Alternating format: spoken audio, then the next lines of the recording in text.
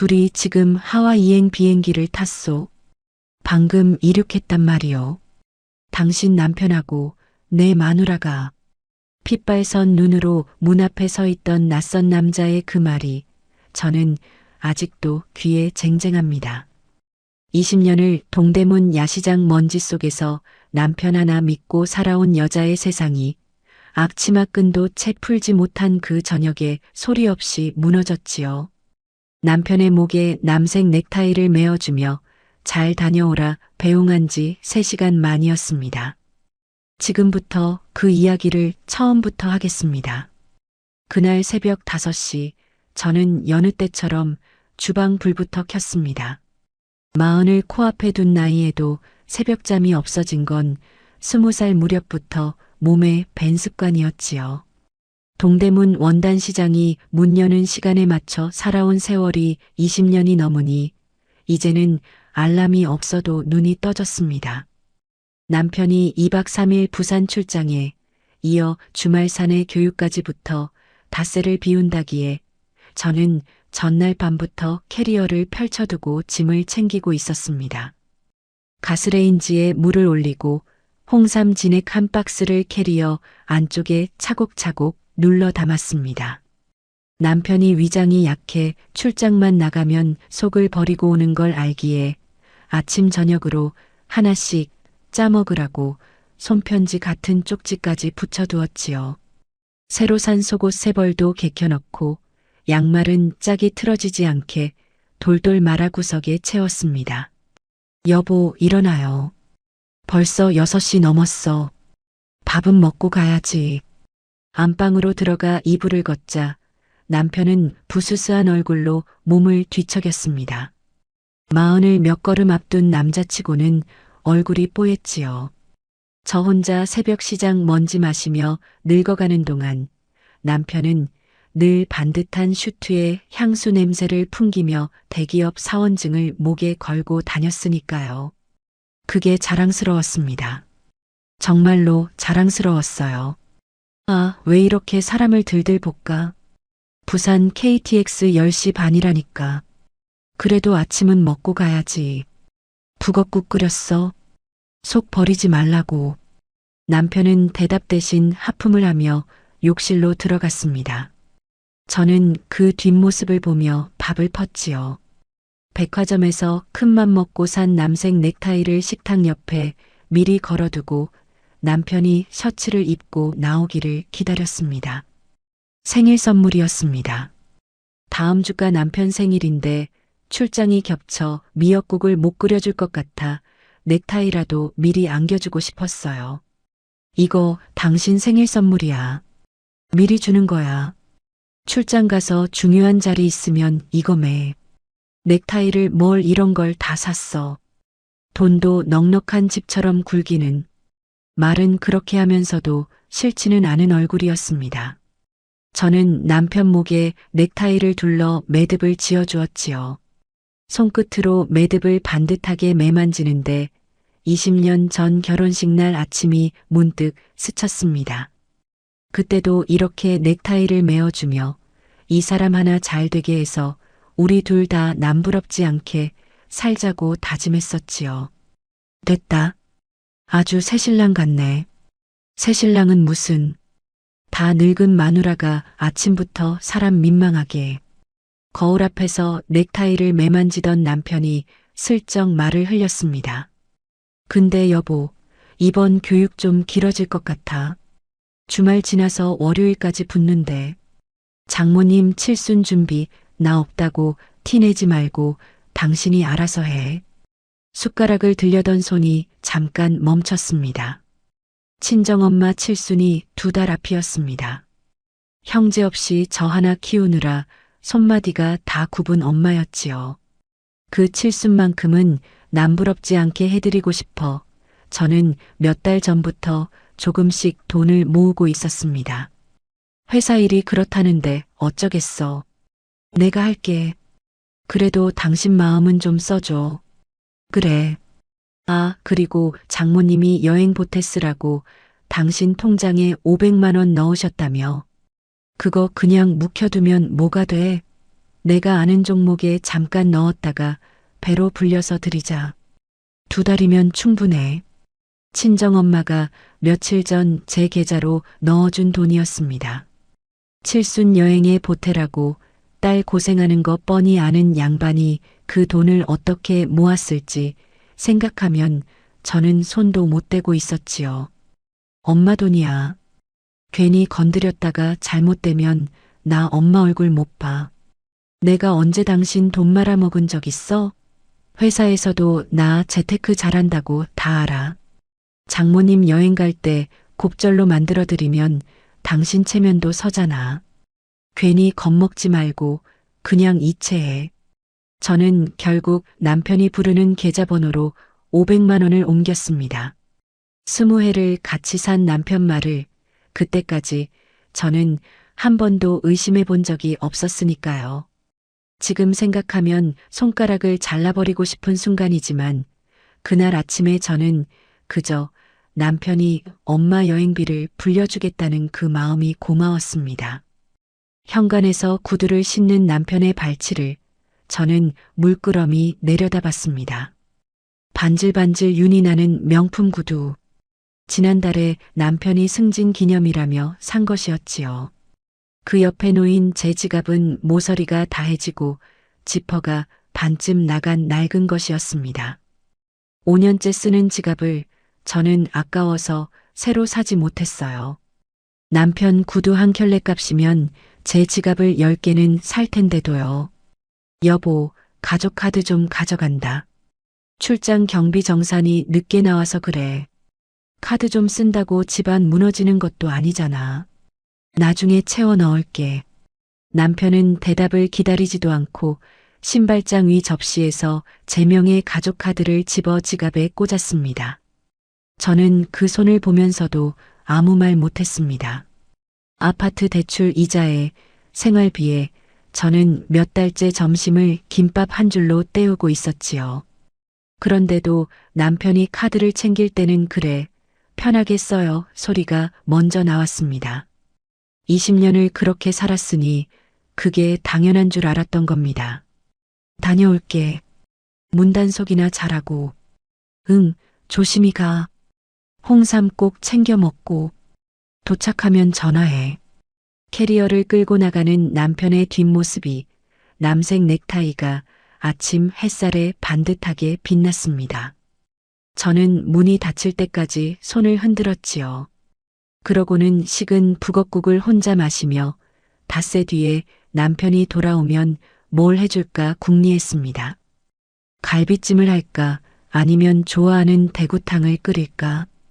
그런 사소한 생각들이 그때 제 하루의 전부였습니다. 설거지를 마치고 저는 남편 셔츠 몇 벌을 다림질하기 시작했습니다. 출장에서 돌아오면 갈아입을 옷을 미리 다려두려고요. 다리미에서 김이 오르고 창밖으로는 아파트 놀이터에서 아이들 소리가 들려왔습니다. 평범한 오후였습니다. 세상에 아무 일도 일어나지 않을 것 같은 그런 나른한 오후 말입니다. 오후 4시가 조금 지났을까요? 현관문이 부서질 듯 쿵쿵 울렸습니다. 한 번도 아니고 2번, 3번, 문짝이 통째로 흔들릴 만큼 거친 소리였습니다. 저는 다리미를 세워두고 앞치마를 두른 채 뛰어나갔지요. 택배 기사님이 이렇게 두드릴 리는 없고 옆집에 무슨 일이 났나 싶었습니다. 인터폰 화면을 켜자 낯선 남자 하나가 화면 가득 얼굴을 들이밀고 있었습니다. 40쯤 되어 보이는 남자였습니다. 넥타이는 삐뚤어졌고 셔츠 단추 하나가 풀려 있었지요. 무엇보다 눈이 벌겠습니다. 울다 온 사람 같기도 하고 밤을 새운 사람 같기도 한 핏발이 잔뜩 선 눈. 거친 숨소리가 인터폰 스피커 너머로 그르렁대며 들려왔습니다. 누구세요? 이렇게 문 두드리시면 무섭잖아요. 정호윤 씨 댁 맞습니까? 남편 이름이 그 낯선 입에서 흘러나오는 순간 저는 이상하게 등줄기가 서늘해졌습니다. 맞는데요. 누구세요? 우리 남편 아는 분이에요? 문 좀 열어주십시오. 꼭 드릴 말씀이 있습니다. 그냥 넘길 일이 아닙니다. 저는 잠깐 망설였습니다. 낯선 남자를 함부로 들릴 수는 없었으니까요. 하지만 그 목소리에 실린 것이 위협이 아니라 무언가 무너진 사람의 절박함이라는 걸 저는 본능적으로 느꼈습니다. 문고리를 잡은 손이 떨렸지요. 걸쇠는 걸어둔 채로 문을 손바닥 하나 너비만큼만 열었습니다. 무슨 일인데요? 여기서 말씀하세요. 문틈으로 마주한 남자의 얼굴은 가까이서 보니 더 처참했습니다. 며칠은 굶은 사람처럼 헬쑥했고 손에는 두툼한 서류 봉투가 들려 있었지요. 그 손이 부들부들 떨리고 있었습니다. 제 이름은 조인성입니다. 40입니다. 그런데요. 제 아내가 이율이라고 합니다. 34시고요. 낯선 이름들이었습니다. 저는 영문을 몰라 눈만 껌뻑였지요. 그런데 남자의 다음 말이 제 세상을 반으로 쪼개버렸습니다. 그 여자가 지금 댁 남편하고 같이 있습니다. 정호윤 씨하고요. 네, 지금 뭐라고 하셨어요? 둘이 지금 하와이행 비행기를 탔소. 방금 이륙했단 말이오. 남자의 목소리가 짐승처럼 갈라졌습니다. 억누르고 억누르다 끝내 터져나온 소리 같았지요. 저는 걸쇠를 건 채로 그 자리에 굳어버렸습니다. 무슨 말인지 머리로는 알아들었는데 가슴이 그 말을 거부하고 있었습니다. 무슨 소리 하시는 거예요? 우리 남편은 부산 출장 갔어요. 오늘 아침에 KTX 탄다고 나갔어요. 제가 직접 배웅했어요. KTX요? 부산이요? 그 말까지 똑같이 속였군요. 남자가 헛웃음을 뱉었습니다. 그러고는 들고 있던 봉투에서 사진 한 장을 꺼내 문틈으로 밀어 넣었습니다. 저는 얼떨결에 그것을 받아들었지요. 인천공항 출국장이었습니다. 커다란 항공사 카운터 앞에 캐리어 2개를 나란히 놓고 서 있는 남녀. 남자는 오늘 아침 제가 목에 넥타이를 메어준 그 사람이었습니다. 남색 넥타이가 그 사진 속에서도 선명하게 남편의 목에 메어 있었지요. 옆에 팔짱을 낀 젊은 여자의 손에는 이름만 들어도 알만한 명품 로고가 박힌 가방이 들려 있었습니다. 손에서 사진이 스르르 떨어졌습니다. 저는 걸쇠를 풀었습니다. 무엇에 홀린 듯 문을 활짝 열었지요. 이게 무슨 이 사람이 왜 공항에 있어요? 제가 열흘을 쫓아다녀서 찾은 겁니다. 제 아내 예전 휴대폰에서 댁 남편 번호가 나왔고 택시 영수증이랑 사설조사 사진으로 이 집 주소까지 알아냈습니다. 오늘 아침 두 사람이 공항 카운터에 같이 서 있는 걸 조사원이 직접 봤고 비행기가 이륙하는 것까지 확인하고 나서 저는 바로 여기로 달려온 겁니다. 남자의 목소리가 다시 무너졌습니다. 저는 다리에 힘이 풀려 현관 신발장에 손을 짚었지요. 앞치마 자락을 꽉 움켜쥔 손이 하얗게 질렸습니다. 거짓말이에요. 우리 남편 그럴 사람 아니에요. 20년을 같이 산 사람이에요. 오늘 아침에도 나한테 웃었어요. 내가 저 넥타이까지 메어줬는데 말끝이 목에 걸려 나오지 않았습니다. 넥타이. 제가 두 손으로 매듭을 지어준 그 남색 넥타이가 사진 속에서 다른 여자의 어깨에 기대어 웃고 있었지요. 그 사실이 20회의 아침들을 한꺼번에 짓밟는 것 같았습니다. 저도 믿고 싶지 않았습니다. 차라리 제가 미친 거였으면 했습니다. 조인성이라는 남자가 신발도 벗지 못한 채 현관에 주저앉듯 몸을 기댔습니다. 붉은 눈에서 그렁그렁 눈물이 차올랐지요. 저도 제 아내가 두 아이 엄마가 이럴 줄은 몰랐습니다. 그런데 사모님, 이건 진짜입니다. 피할 수가 없습니다. 여기 사진이 더 있습니다. 호텔 로비에서 저 남색 넥타이 그대로 메고 봉투에서 사진들이 쏟아져 나와 현관 타일 위로 흩어졌습니다. 남편의 얼굴, 남편의 손, 남편의 남색 넥타이, 그리고 그 옆에서 웃는 낯선 여자. 저는 흩어진 사진들 앞에 무릎을 꿇고 앉았습니다. 한 장 한 장 손끝이 떨려 제대로 집지도 못한 채로요. 그 순간 제 눈에 들어온 건 여자의 손에 들린 명품백이었습니다. 어디서 많이 본 물건이었지요. 저는 홀린 사람처럼 앞치마 주머니에서 휴대폰을 꺼냈습니다. 손가락이 말을 듣지 않아 몇 번을 헛디딘 끝에 카드사 앱을 열었지요. 가족카드 결제 내역이 주르륵 떴습니다. 사흘 전 백화점 명품관에서 결제된 380만 원. 결제된 매장 이름이 사진 속 여자가 든 그 가방의 브랜드였습니다. 아, 이 카드가 여기로 간 거였어. 목구멍에서 신음 같은 소리가 새어나왔습니다. 제가 점심값을 아끼고 5년 된 낡은 지갑을 못 버리고 새벽마다 원단 먼지를 마셔가며 모은 돈. 남편이 정산 늦어서 잠깐 쓴다며 챙겨간 제 명의 카드로 그 여자의 명품백을 사준 것이었습니다. 오늘 아침 제 손으로 그 카드를 신발장 위에서 집어가게 놔둔 것도 바로 저였지요. 무릎을 꿇은 채 저는 흩어진 사진들을 두 손으로 끌어 모았습니다. 눈물이 뚝뚝 떨어져 남편의 웃는 얼굴 위로 번졌지요. 그런데 이상하게도 저는 소리내 울지 않았습니다. 울음보다 먼저 등줄기 어딘가에서 서늘한 것이 고추서는 게 느껴졌습니다. 20해 동대문 바닥에서 산전수전 다 겪으며 배운 게 하나 있다면 억울한 일을 당했을 때 울기부터 하면 진다는 것이었으니까요. 사모님, 괜찮으십니까? 물이라도 드릴까요? 조인성이 조심스레 물었습니다. 저는 사진을 그려진 채 천천히 고개를 들었습니다. 저 사람들 언제 돌아온대요? 제 목소리가 저도 놀랄 만큼 가라앉아 있었습니다.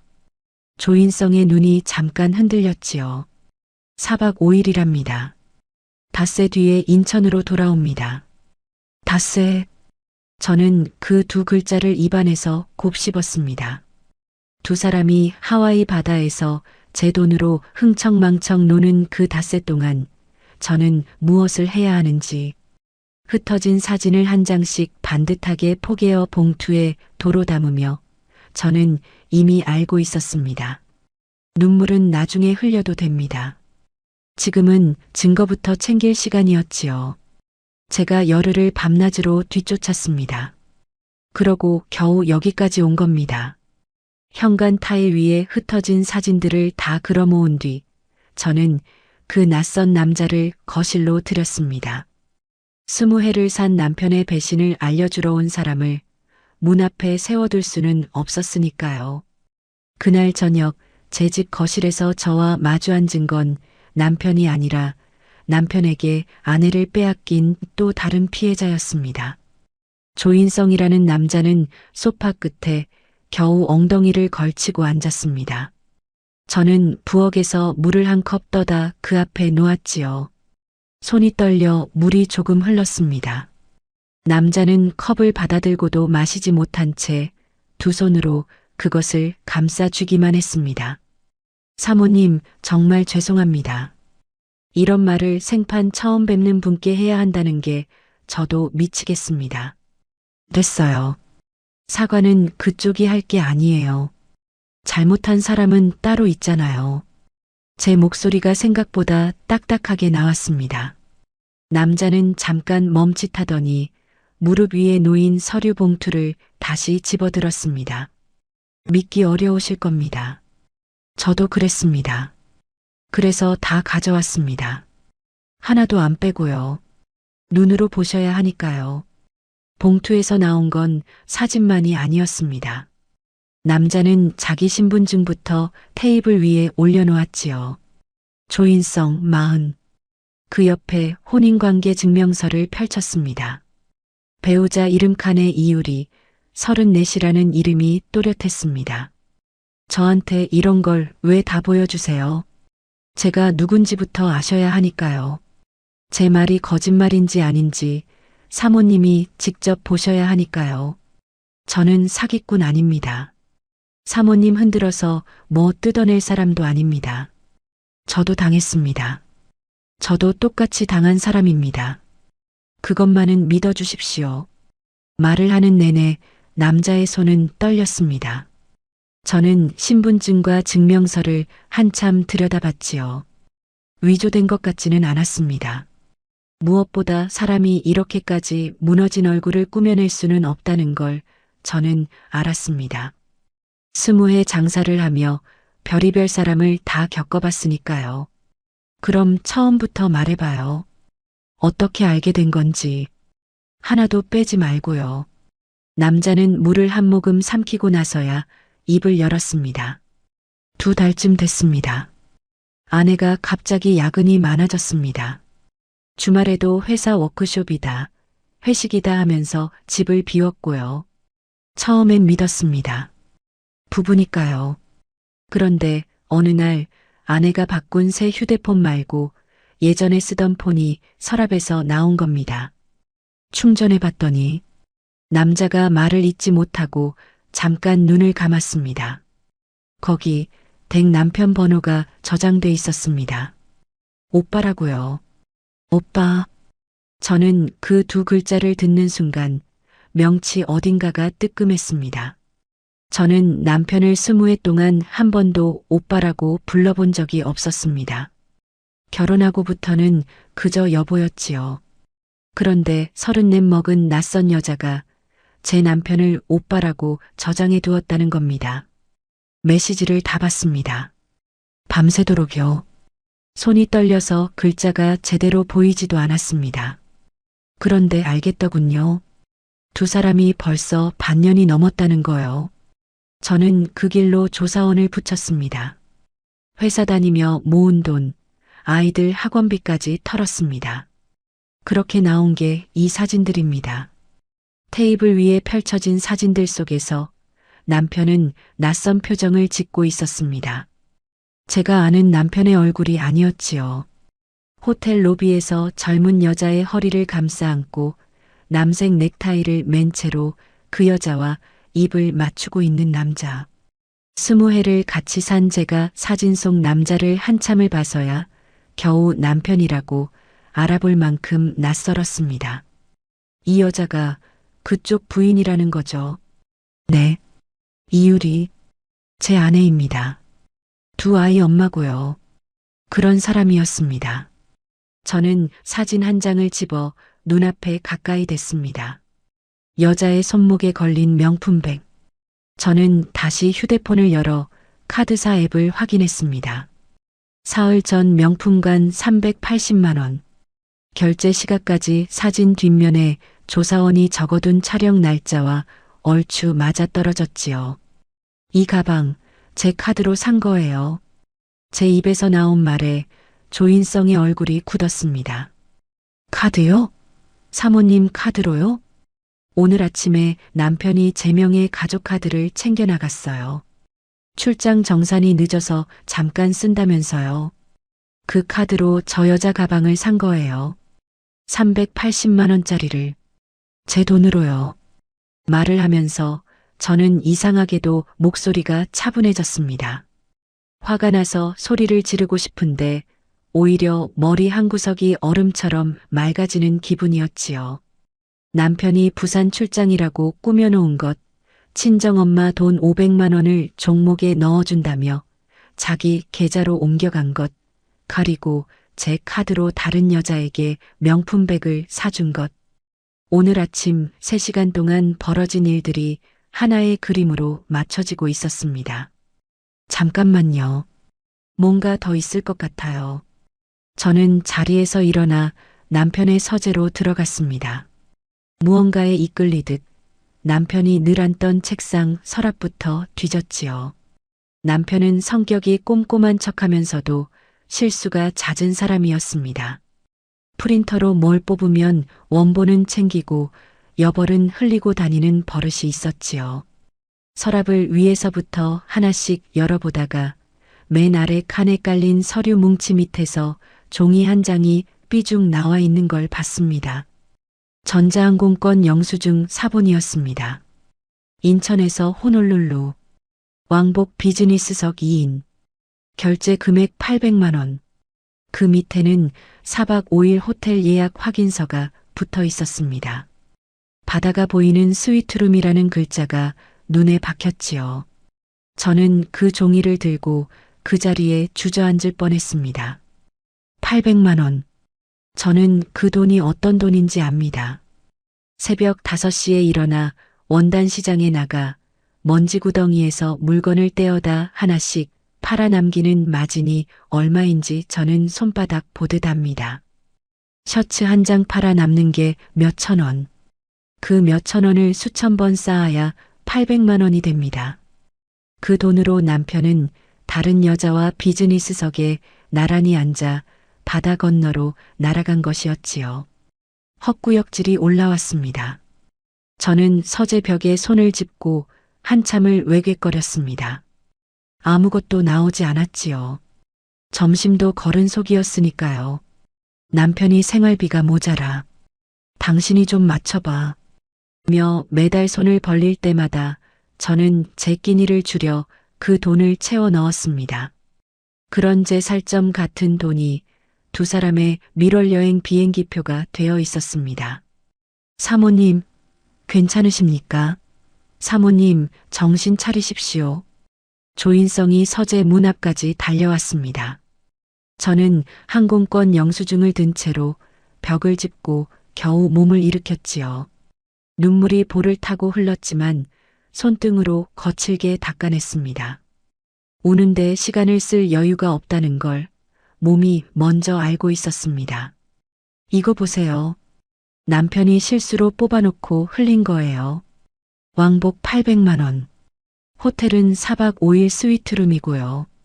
참 대단하네요.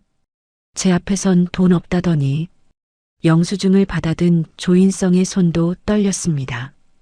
이 사람들이 정말 사람을 뭘로 보고 그쪽 부인 카드 명세는요? 하와이에서 뭘 썼는지 나와요? 제 질문에 조인성은 잠깐 멈칫했습니다. 조금 전까지 무너져 울던 남자의 눈에 저와 비슷한 무언가가 서리는 게 보였지요. 남자는 봉투에서 종이 한 장을 더 꺼냈습니다. 집으로 종이 명세서가 옵니다. 아내가 신용카드를 여러 개 쓰는데 이건 제가 몰랐던 카드고요. 여기 보십시오. 며칠 전부터 하와이 현지 결제가 찍히기 시작했습니다. 호텔, 면세점, 명품 매장 아주 신이 났더군요. 두 사람의 카드 명세가 각자의 배우자를 속인 증거로 테이블 위에 나란히 놓였습니다. 남편은 제 카드로, 여자는 남편 몰래 만든 카드로 서로에게 명품을 사안기며 바다 건너에서 웃고 있었지요. 저는 그 두 장의 종이를 나란히 놓고 한참을 내려다봤습니다. 제가 오늘 여기 온 건 그냥 사모님께 이 사실만 알려드리려던 게 아닙니다. 조인성이 물컵을 밀어두고 저를 똑바로 바라봤습니다. 조금 전까지 눈물로 그렁그렁하던 눈이 이제는 다른 빛을 띠고 있었지요. 저 혼자서는 저 두 사람 못 잡습니다. 아내는 회사에선 멀쩡한 사람인 척, 저한테는 두 아이 엄마인 척 살았습니다. 땡 남편도 똑같겠지요. 회사에서는 반듯한 직장인, 사모님 앞에서는 성실한 남편. 그가면 혼자서는 못 벗깁니다. 그래서요. 같이 하십시다. 저 두 사람 그냥 웃으면서 돌아오게 두면 안 됩니다. 남자의 목소리가 낮게 가라앉았습니다. 저는 증거를 가지고 있습니다. 사진, 영수증, 아내 카드 명세, 두 사람이 주고받은 메시지 사본까지요. 사모님은 카드가 어떻게 쓰였는지, 친정어머니 돈이 어디로 넘어갔는지 아시게 됐고요. 이걸 하나로 모으면 저 두 사람 그냥 못 빠져나갑니다. 법으로도 회사에서도 사람들 앞에서도요. 자기들이 한 짓 그대로 보게 해야 합니다. 저는 대답하지 않고 테이블 위에 펼쳐진 것들을 눈으로 훑었습니다. 남편의 웃는 얼굴, 800만 원짜리 영수증, 380만 원짜리 카드 결제, 낯선 여자의 명품백. 20해 동안 제가 믿어온 것들이 이 작은 테이블 위에서 산산조각 나 있었지요. 그런데 신기하게도 그 조각들을 보고 있자니 슬픔보다 다른 감정이 먼저 차올랐습니다. 이건 그냥 눈물로 끝낼 일이 아니었습니다. 하나만 물어봐도 돼요? 말씀하십시오. 그쪽은 부인이 믿나요? 아니면 아직도 아까워요. 조인성은 잠깐 말을 잃었습니다. 그러고는 천천히 고개를 저었지요. 밉습니다. 이제는 돌아온다고 해도 안 받습니다. 두 아이 얼굴에 먹칠한 사람입니다. 저는 그저 저 두 사람이 자기가 한 짓의 값을 똑바로 치르게 하고 싶습니다. 도망 못 가게요. 그것뿐입니다. 저는 그 말에서 제 마음과 똑같은 것을 받습니다. 값을 치르게 한다. 눈물로 애원하거나 매달리는 게 아니라 자기가 저지른 만큼 정확히 되돌려받게 하는 것. 저는 동대문에서 20년을 그렇게 배웠습니다. 물건값을 떼어먹는 사람에게는 사정을 봐주는 게 아니라 받을 걸 끝까지 받아내는 게 답이라는 거요. 저는 테이블 위의 증거들을 하나씩 휴대폰으로 찍기 시작했습니다. 사진 앞면과 뒷면, 항공권 영수증, 카드 명세서, 조인성의 신분증과 혼인관계 증명서까지. 손이 떨려 초점이 몇 번이나 나갔지만 저는 한 장도 빼놓지 않고 다 담았습니다. 이 자료들이 흩어지거나 사라지기 전에 제 손 안에 확실히 보관해 두어야 했으니까요. 닷새예요. 촬영을 마치고 저는 휴대폰을 내려놓으며 말했습니다. 저 두 사람이 하와이에서 웃고 떠드는 닷새. 그 안에 준비할 수 있는 건 다 준비할 거예요. 돌아오는 날 공항에서 정확히 마주쳐 줄 거고요. 공항에서요? 두 사람이 팔짱 끼고 웃으면서 입국장 나오는 그 자리에서요. 도망도 못 치고 숨지도 못하는 곳에서요. 자기들이 무슨 짓을 했는지 그 자리에서 알게 해줄 거예요. 조인성의 눈이 잠깐 커졌다가 이내 단단해졌습니다. 남자는 자리에서 일어나 저에게 손을 내밀었습니다. 며칠 밤을 새운 듯 거칠고 마른 손이었지요. 같이 하겠습니다. 필요한 거 있으면 다 말씀하십시오. 저도 이제 물러설 데 없습니다. 저는 그 손을 맞잡았습니다. 조금 전까지 남남이던 두 사람이 같은 배신에 무너진 두 피해자가 그렇게 손을 잡았습니다. 창밖은 이미 어두워져 있었지요. 남편이 없는 첫날 밤이 제 인생에서 가장 긴 밤이 될 참이었습니다. 손을 놓고 현관까지 배웅하는데 조인성이 문 앞에서 걸음을 멈추고 돌아봤습니다. 사모님, 한 가지만요. 말해요. 울고 싶으시면 오늘 우십시오. 내일부터는 울 시간도 없을 겁니다. 저는 그 말에 대답하지 못했습니다. 문이 닫히고 혼자가 되자 텅 빈 거실 한복판에 우두커니 섰지요. 다림질하다 만 남편의 셔츠가 다리밑판 위에 그대로 널려 있었습니다. 오늘 아침 남편 돌아오면 갈아입힐 옷이라고 정성껏 다리던 것이었습니다. 저는 그 셔츠를 집어들었습니다. 저는 그 셔츠를 다리밑판에서 걷어내렸습니다. 내일 아침 무엇부터 해야 할지는 이미 정해져 있었지요. 냄새나는 옷 장사치가 어디 감히 우리 아들 살림을 안다고 나서니. 지지난 명절 시어머니가 동서 앞에서 저를 두고 한 말이 그날 밤 자꾸만 귓가에 맴돌았습니다.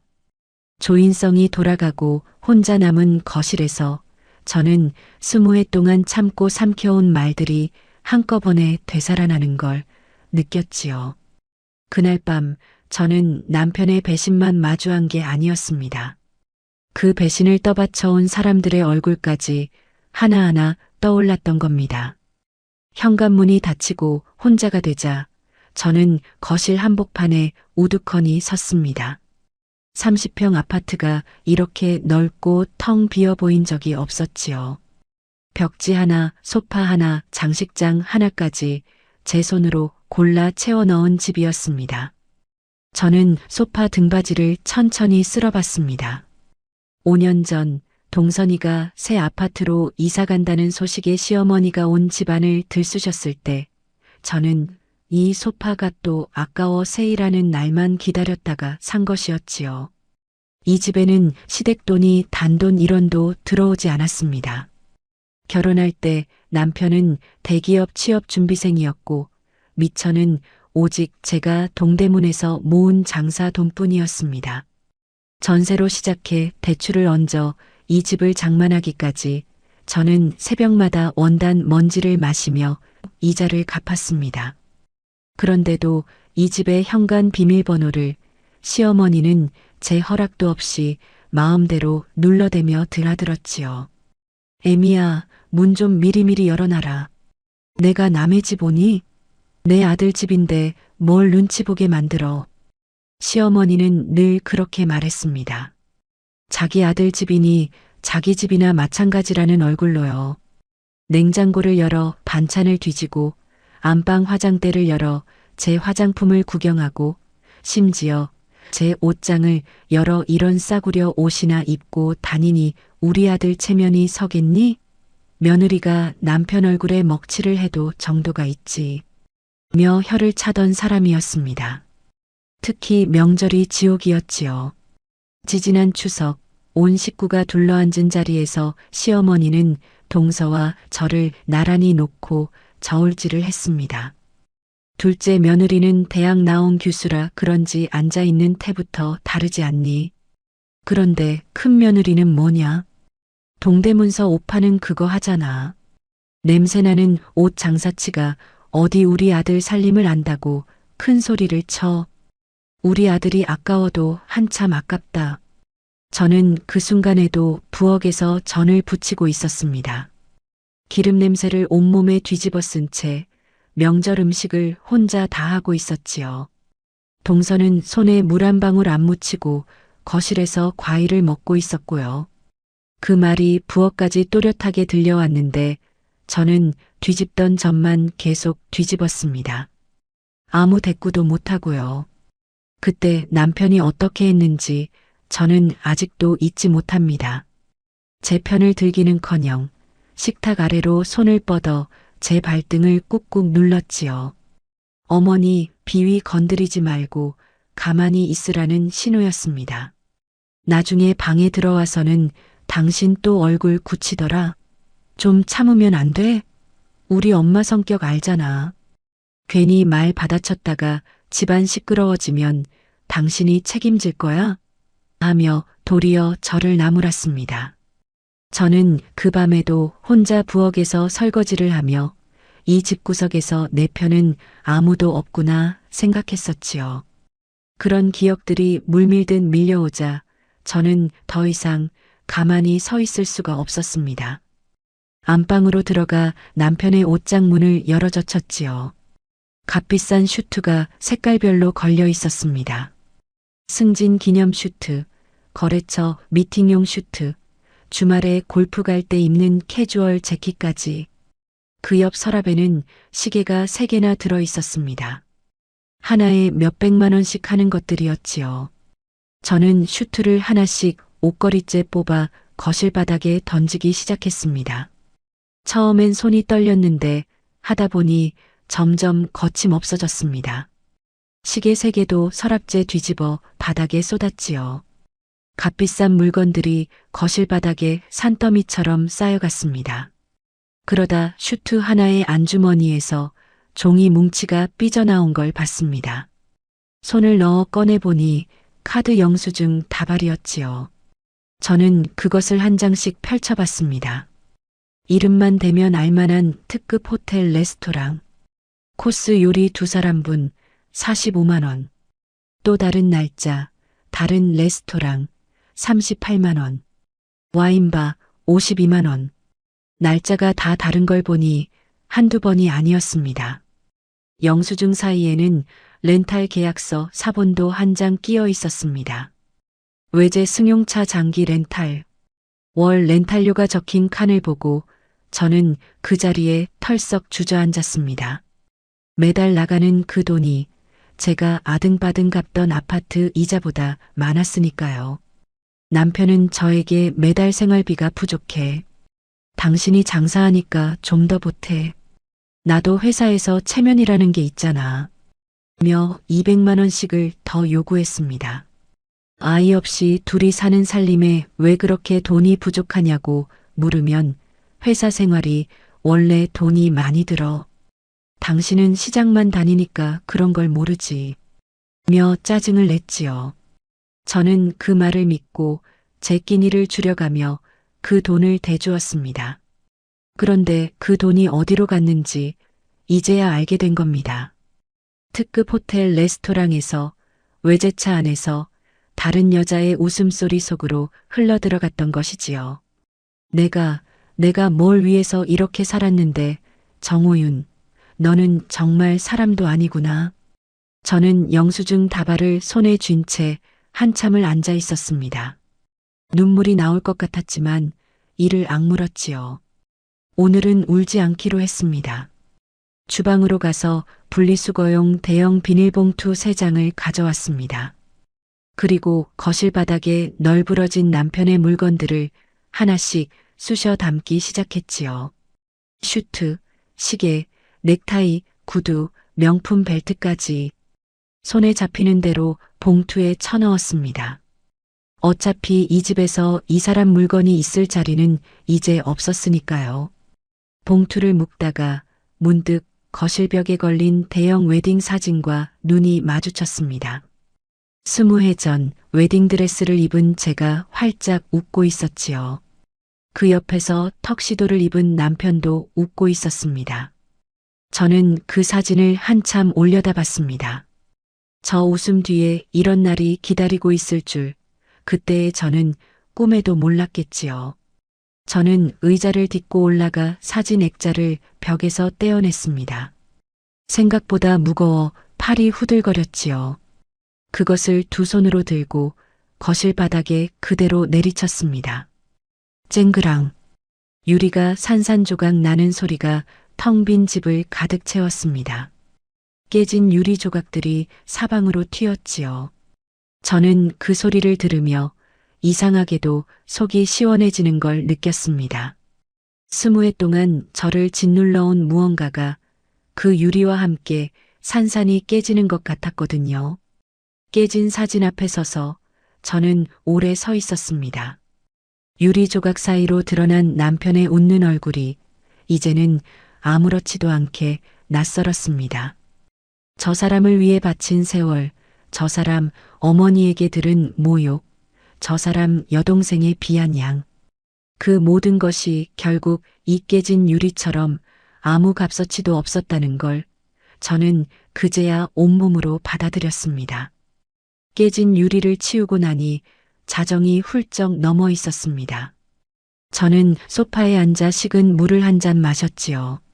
그러다 다시 눈물이 왈칵 쏟아졌습니다.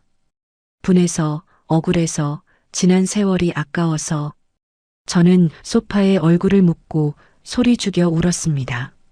아무도 없는 집이라 마음껏 울 수 있었지요. 그런데 한참을 울고 나니 이상하게 머리가 맑아졌습니다. 눈물이 슬픔을 다 씻어내고 나자 그 자리에 다른 것이 차오르기 시작했지요. 차갑고 단단한 것이었습니다. 저는 벽시계를 봤습니다.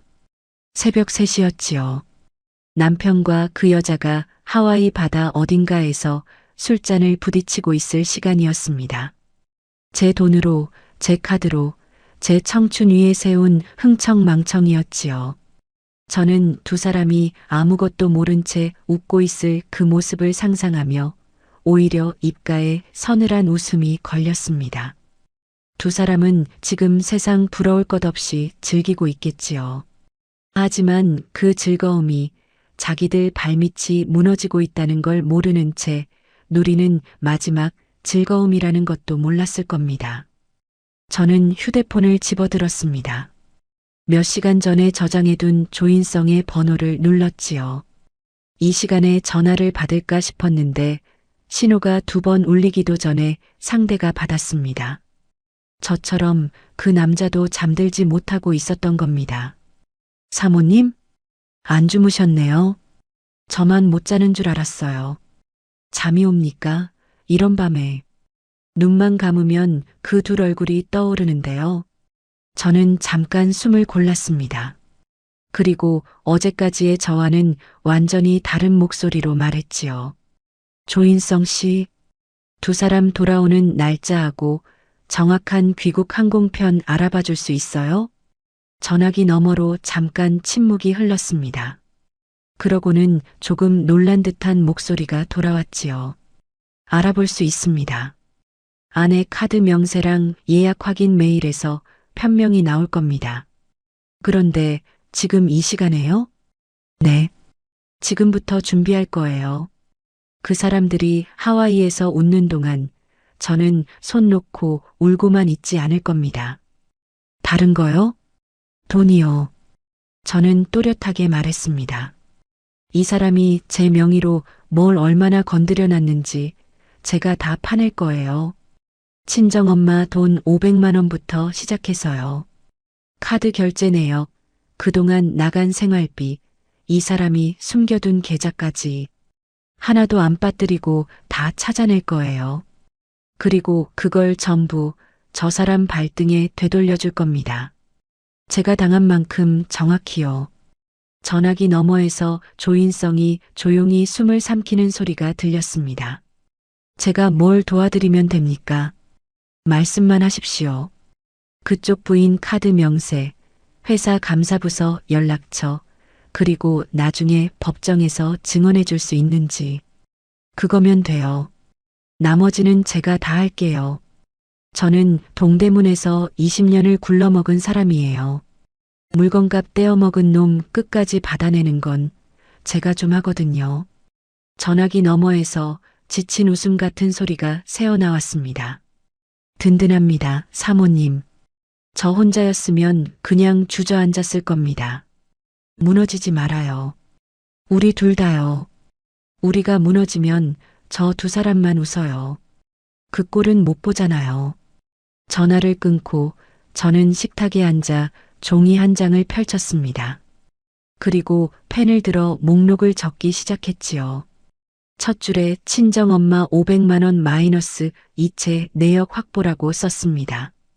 그 아래로 가족카드 결제 내역 전체 출력, 아파트 등기자금 출처, 서류 정리, 남편 명의로 나간 돈 추적이라고 하나씩 적어 내려갔습니다. 창밖으로 새벽빛이 희끄무레하게 밝아오고 있었습니다. 남편이 없는 첫날 밤이 그렇게 지나가고 있었지요. 저는 목록을 다 적고 나서 그것을 냉장고 문에 자석으로 붙여두었습니다. 앞으로 닷새 동안 제가 무엇을 해야 하는지 눈 뜨자마자 볼 수 있도록요. 거울 앞에서 얼굴을 씻는데 밤새 운 탓에 눈이 퉁퉁 부어 있었습니다. 저는 그 얼굴을 한참 들여다봤지요. 20해 동안 남편 하나 잘 되게 하려고 자기 자신은 뒷전으로 밀어둔 여자의 얼굴이었습니다. 이제는 달라져야 했지요. 이나은, 정신 차려. 이제 누구 아내로만 살지 마. 내 이름으로 싸워. 저는 거울 속 제 이름을 소리내어 불렀습니다. 결혼하고부터는 누구의 아내, 누구의 며느리로만 불리던 이름이었지요. 오늘부터는 이 이름의 주인이 저 자신이라는 걸 잊지 않기로 했습니다. 물기를 닦고 부엌으로 나오니 냉장고에 붙은 목록이 눈에 들어왔습니다. 저는 첫 줄을 손가락으로 짚으며 오늘 아침 은행문이 열리자마자 무엇부터 해야 할지 머릿속으로 정리했습니다. 눈물은 어젯밤으로 끝이었습니다. 오늘부터는 싸움이었지요. 승인이 거절되었습니다. 승인이 거절되었습니다. 하와이로 떠난 2 사람이 면세점에서 카드를 긁을 때마다 울렸을 그 안내 문자를 저는 상상만으로도 속이 다 후련했습니다. 2 사람이 바다 건너에서 웃고 있는 닷새 동안 저는 눈물 대신 서류를 챙기고 계좌를 틀어막았지요. 그날부터 저는 아내가 아니라 빚과 도둑질을 파헤치는 사람이 되었습니다. 이튿날 아침 저는 은행 문이 열리기 30분 전부터 창구 앞에 가 서 있었습니다. 밤새 냉장고에 붙여둔 목록을 몇 번이나 들여다본 터라 무엇부터 해야 할지는 이미 정해져 있었지요. 번호표를 뽑고 앉아 있는데 손끝이 저릿저릿했습니다. 화가 나서인지 무서워서인지 저도 알 수 없었습니다. 고객님, 어떤 업무 도와드릴까요? 제 명의로 된 계좌 전부 다 조회하고 싶어요. 그리고 혹시 제가 모르는 대출이나 마이너스 통장이 있는지도요. 창구 직원이 신분증을 확인하고 화면을 들여다봤습니다. 잠깐 손이 멈추더니 조심스럽게 저를 봤지요. 고객님, 마이너스 통장이 하나 개설되어 있는데요. 5천만 원 한도로요. 네. 작년에 개설된 거네요. 비대면으로요. 공동인증서랑 휴대폰 인증으로 진행된 거라 본인 확인이 다 되어 있습니다. 저는 화면 쪽으로 몸을 기울였습니다. 제 이름, 제 주민번호, 제 명의. 그런데 저는 이런 통장을 만든 기억이 전혀 없었습니다.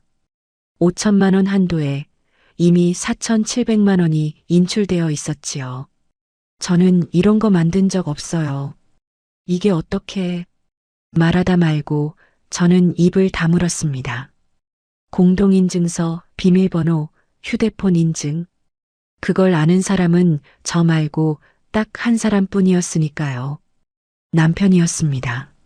남편은 당신 폰 인증이 자꾸 걸린다며 제 휴대폰과 인증서, 비밀번호를 알아둔 지 오래였습니다. 저는 그걸 부부니까 당연한 거라고 여겼지요.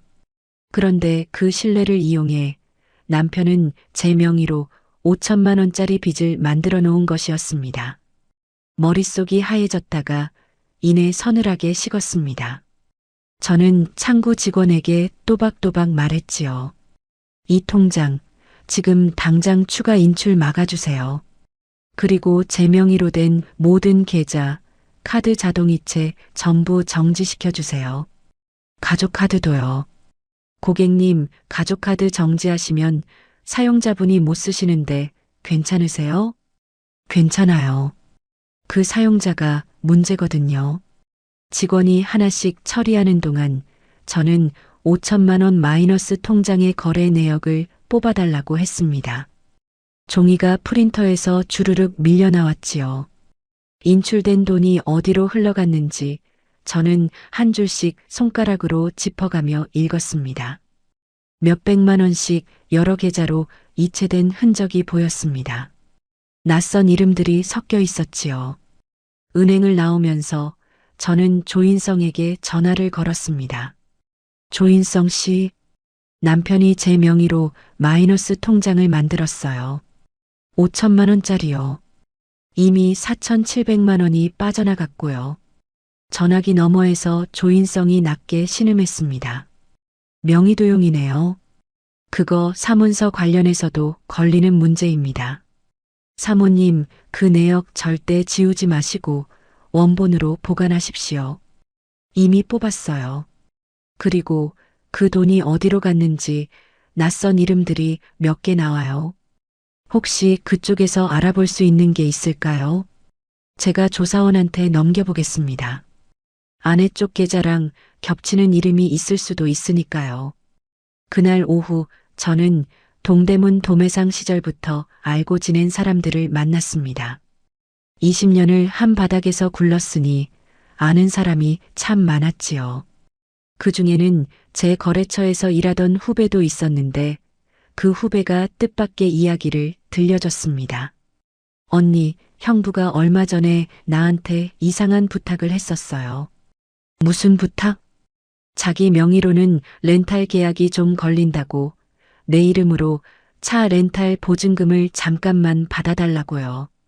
금방 돌려준다고 해서 얼떨결에 계좌번호를 알려줬는데 정말로 돈이 들어왔다 나갔더라고요. 저는 그냥 형부가 사업하시나 보다 했죠. 저는 그 자리에서 후배의 통장 거래 내역을 확인했습니다.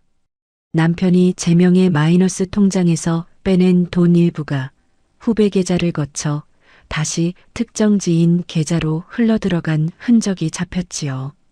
남편은 자기 돈을 숨기려고 남의 명의를 빌려 이리저리 돌려놓고 있었던 겁니다. 이혼하면 재산 분할을 피하려는 수작이었지요. 후배야, 미안한데 이 내역 좀 나한테 넘겨줄 수 있을까? 내 명의가 이용당한 거야. 나중에 문제 안 생기게 오히려 네가 증거를 갖고 있는 게 나아. 후배는 얼굴이 하얘졌지만 이내 고개를 끄덕였습니다. 그렇게 저는 남편이 돈을 빼돌린 단서 2개를 손에 넣었지요. 이 싸움이 단순히 불륜을 폭로하는 걸로 끝날 게 아니라는 걸 저는 그때 확실히 알았습니다. 이건 제 돈을 되찾는 싸움이었습니다. 다음 날 저는 법무사 사무실을 찾아갔습니다. 가압류라는 게 뭔지 어떻게 하는 건지 하나도 몰랐지만 물어물어 찾아간 것이었지요. 법무사는 제가 가져간 서류들을 훑어보더니 안경을 고쳐 썼습니다. 사모님, 이거 명의도용에 재산 은닉 정황까지 있네요. 남편분이 이혼을 대비해서 재산을 빼돌리고 있는 것 같습니다. 가압류부터 걸어두시는 게 좋겠어요. 안 그러면 이혼 소송 들어갈 때쯤엔 남편 명의 재산이 하나도 안 남아 있을 겁니다. 어떻게 하면 되나요?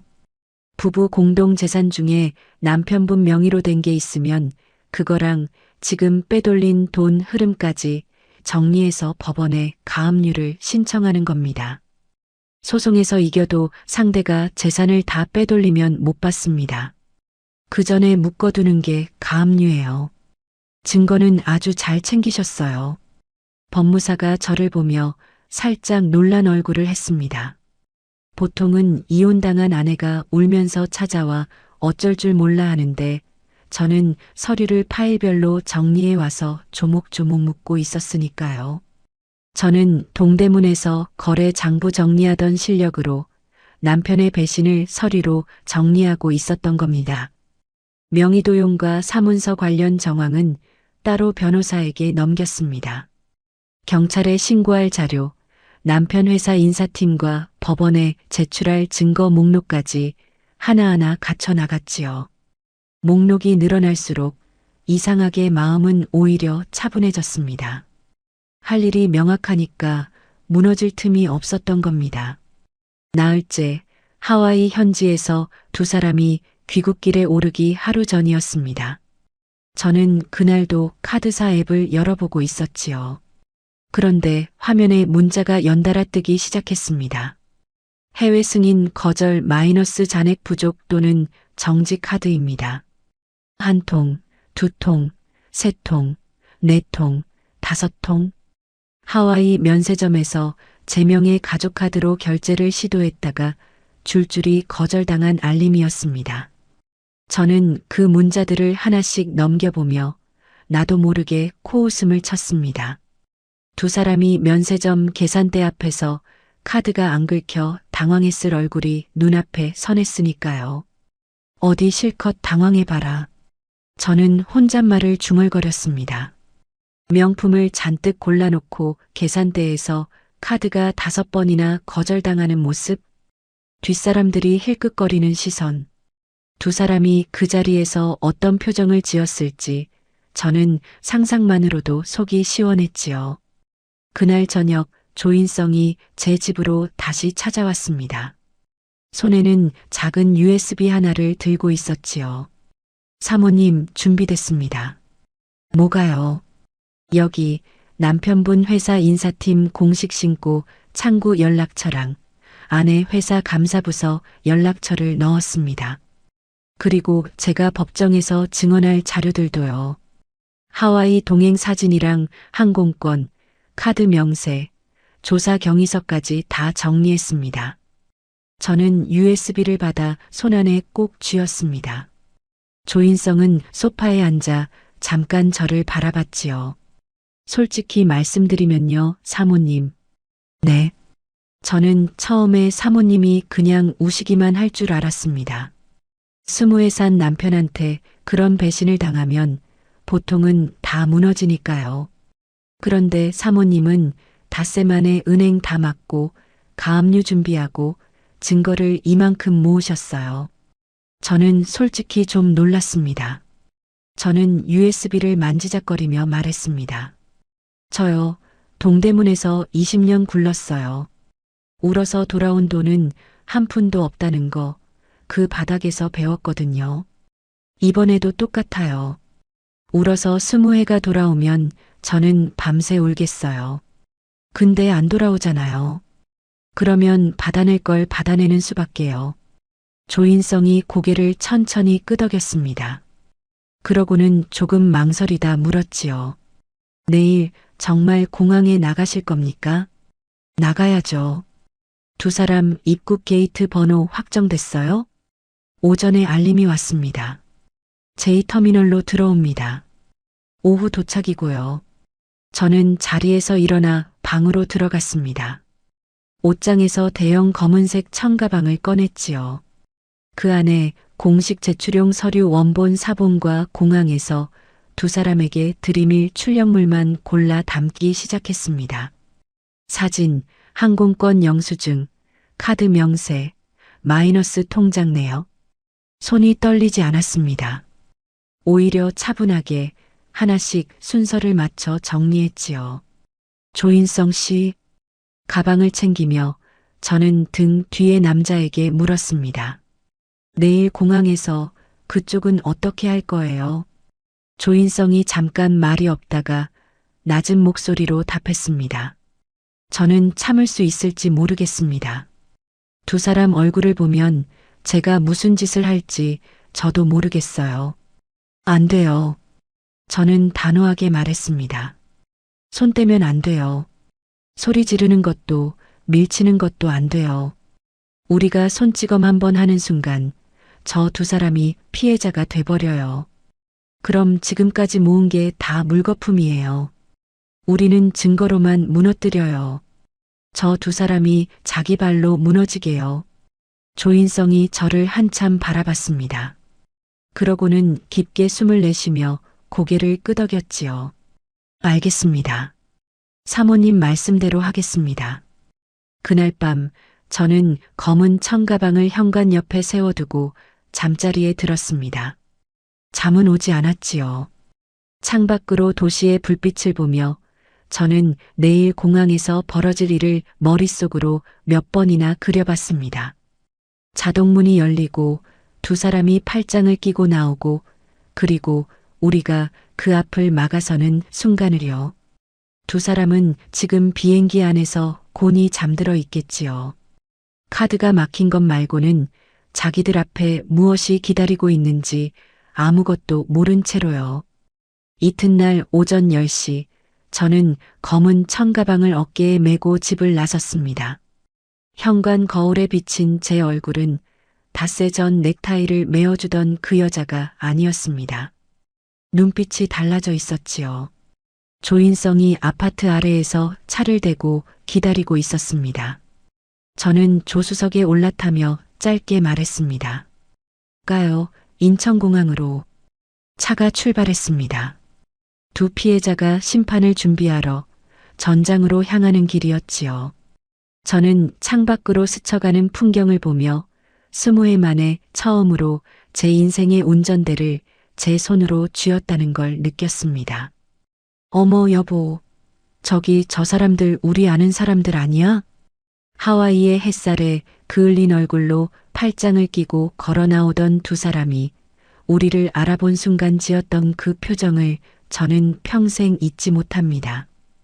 웃음이 얼어붙고 발이 땅에 붙어버린 얼굴이었지요. 그날 인천공항 입국장에서 20회 동안 저를 짓밟은 두 사람은 도망칠 곳 하나 없는 자리에서 모든 걸 잃었습니다. 오후 2시 인천공항 J터미널 입국장은 사람들로 북적였습니다. 저와 조인성은 게이트에서 조금 떨어진 기둥 옆에 서서 검은 마스크를 쓴 채 자동문만 주시하고 있었지요. 조인성은 손에 서류 봉투를 꽉 쥐고 있었고 저는 어깨에 맨 검은 청가방 끈을 몇 번이나 고쳐 잡았습니다. 심장이 쿵쿵 뛰었지만 이상하게 손은 떨리지 않았습니다. 곧 나올 겁니다. 짐 찾는데 20분쯤 걸리니까요. 조인성이 낮은 목소리로 말했습니다. 마스크 위로 드러난 눈이 붉게 충혈되어 있었지요. 저는 그 옆에서 짧게 고개를 끄덕였습니다. 기억해요. 손 떼면 안 돼요. 우리는 서류만 보여주고 두 사람이 스스로 무너지게 두는 거예요. 압니다. 참겠습니다. 전광판에 두 사람이 탄 항공편이 수화물 수치로 바뀌었습니다. 저는 마스크 안에서 숨을 골랐지요. 자동문이 열렸다 닫혔다를 반복하며 여행객들이 캐리어를 끌고 쏟아져 나왔습니다. 가족을 마중 나온 사람들이 반갑게 손을 흔들고 여기저기서 웃음소리가 터졌습니다. 그 평범한 풍경 속에서 저희 둘만 다른 세상에 서 있는 것 같았지요. 그리고 자동문이 다시 열렸습니다. 두 사람이었습니다. 남편은 하와이 햇볕에 얼굴이 까무잡잡하게 그을려 있었고 반팔 셔츠에 선글라스를 머리 위로 올린 차림이었지요. 그 옆에 젊은 여자가 팔짱을 끼고 붙어 있었습니다. 사진에서만 보던 얼굴이 눈앞에 있으니 심장이 한번 크게 뛰었습니다. 두 사람은 커플로 맞춘 듯한 캐리어 두 개를 나란히 끌고 면세점 쇼핑백을 양손 가득 든 채 다정하게 걸어 나왔습니다. 여자가 뭐라고 말하며 까르르 웃었습니다. 남편도 따라 웃었지요. 세상 부러울 것 없는 얼굴이었습니다. 자기 아내가 자기 명의로 만든 5천만 원 빚과 도둑맞은 카드 내역을 손에 쥐고 저기 서 있다는 걸 남편은 꿈에도 모르는 얼굴이었지요. 두 사람이 우리 앞 5m, 4m, 3m까지 다가왔을 때였습니다. 조인성이 번개처럼 앞으로 튀어나갔습니다. 저도 미처 붙잡을 새가 없었지요. 조인성은 두 사람 앞을 정면으로 가로막고 섰습니다. 그리고 쓰고 있던 검은 마스크를 벗어 바닥에 던졌지요. 여자가 먼저 조인성을 알아봤습니다. 웃던 얼굴이 순식간에 하얗게 질렸지요. 어떡해. 이유리. 조인성의 목소리가 짐승처럼 낮게 갈렸습니다. 분노를 억누르느라 온몸이 떨리고 있었지요. 애들 엄마가 남편 두고 다른 남자랑 하와이에서 신혼여행이라도 갔다 오는 길이냐? 여자가 팔짱을 풀고 뒷걸음질을 쳤습니다. 남편은 상황을 파악하지 못한 채 어리둥절한 얼굴로 조인성과 여자를 번갈아 봤지요. 그때 저도 마스크를 벗었습니다. 남편의 시선이 저에게로 옮겨왔습니다. 남편의 얼굴이 하얗게 굳어버렸습니다. 여보, 당신이 여기 왜? 내가 왜 여기 있냐고? 저는 20회 동안 여보라고만 부르던 그 목소리를 처음으로 낮고 차갑게 깔았습니다. 부산 출장 잘 다녀왔어? KTX 편했고? 사내 교육은 배울 게 많던가? 남편의 입술이 파르르 떨렸습니다. 손에 든 쇼핑백을 어쩔 줄 몰라 하며 여자와 저 사이를 정신없이 돌아봤지요. 이게 다 오해야. 여보, 오해라고. 이 사람은 그냥 회사 후배. 회사 후배랑 비즈니스석 나란히 앉아서 하와이를 가? 조인성이 그 순간 손에 쥐고 있던 서류 봉투를 뒤집어 두 사람 발치에 쏟아부었습니다. 사진 수십 장이 입국장 바닥을 뒤덮으며 흩어졌지요. 호텔 로비에서 껴안은 사진, 남색 넥타이를 맨 채 입 맞추는 사진, 공항 카운터에 나란히 선 사진. 두 사람이 자기 발밑에 흩뿌려진 자신들의 모습을 내려다보고는 얼굴이 흙빛으로 변했습니다.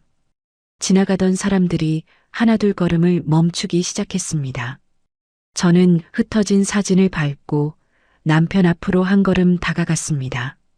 그리고 남편의 목에 여전히 매여 있는 그 남색 넥타이를 손끝으로 가리켰지요. 그 넥타이.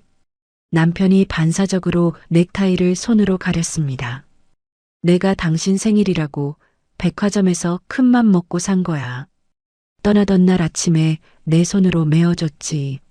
잘 다녀오라고. 홍삼 챙겨 먹으라고. 근데 당신은 그걸 메고 저 여자랑 호텔에서 입을 맞췄더라. 저는 손을 뻗어 남편의 넥타이 매듭을 가리켰습니다. 풀어. 지금 당신 손으로. 남편이 저를 멍하니 봤습니다. 여보. 풀라고 했어. 제 목소리가 입국장에 낮게 울렸습니다. 남편은 떨리는 손으로 넥타이 매듭을 풀기 시작했지요. 20해 아내 앞에서 도둑질과 배신이 만천하에 드러난 자리에서 남편은 제 눈을 피한 채 넥타이를 사르르 풀어 바닥에 떨어뜨렸습니다. 남색 넥타이가 흩어진 사진들 위로 힘없이 떨어졌지요. 이혼해. 저는 그 넥타이를 내려다보며 말했습니다. 당신 같은 사람하고는 단 하루도 더 못 살아. 20해면 충분해. 그 순간 여자가 갑자기 남편의 팔을 잡아 끌었습니다. 오빠 가자. 이 사람들 미쳤어. 그냥 가자니까. 오빠. 그 두 글자가 제 귀에 박히는 순간 옆에 서 있던 조인성의 얼굴이 무섭게 일그러졌습니다. 하지만 조인성은 손을 대지 않았지요. 대신 입을 열었습니다. 또박또박 주변 사람들이 다 들을 만큼 또렷하게요. 여기 계신 분들 잠깐 들어보십시오. 이 두 사람은 각각 배우자가 있는 사람들입니다. 저 남자는 아내한테 부산 출장이라 속이고 아내 명의로 5천만 원 빚을 지고 장모 돈 500만 원까지 빼돌려서 저 여자랑 하와이 밀월 여행을 다녀왔습니다. 저 여자는 두 아이 엄마고요. 이게 다 증거입니다. 사진, 항공권, 카드 명세, 전부요. 사람들이 벌떼처럼 몰려들기 시작했습니다. 스마트폰을 꺼내드는 사람들이 하나둘 늘어났지요. 여기저기서 카메라 셔터 소리와 웅성거림이 터져 나왔습니다. 어머, 저 남자 좀 봐. 장모 돈까지 빼돌렸대. 애 엄마가 저러고 다녀? 당황한 남편이 여자의 손을 뿌리치며 캐리어와 쇼핑백을 한꺼번에 끌어안고 도망치려 했습니다. 그런데 급하게 움직이는 바람에 잠금이 덜 된 보조 캐리어가 옆으로 넘어졌지요. 동시에 손에 든 면세 쇼핑백 손잡이가 무게를 못 이기고 찢어졌습니다. 캐리어가 바닥에 나동그라지며 뚜껑이 벌어졌고 쇼핑백에서도 물건이 쏟아졌습니다. 여자의 화려한 속옷들, 호텔 로고가 박힌 가운과 슬리퍼, 어메니티, 그리고 명품 매장 영수증들이 공항 한복판 바닥에 처참하게 흩어졌지요. 사람들의 웅성거림이 더 커졌습니다. 카메라 플래시가 여기저기서 터졌지요.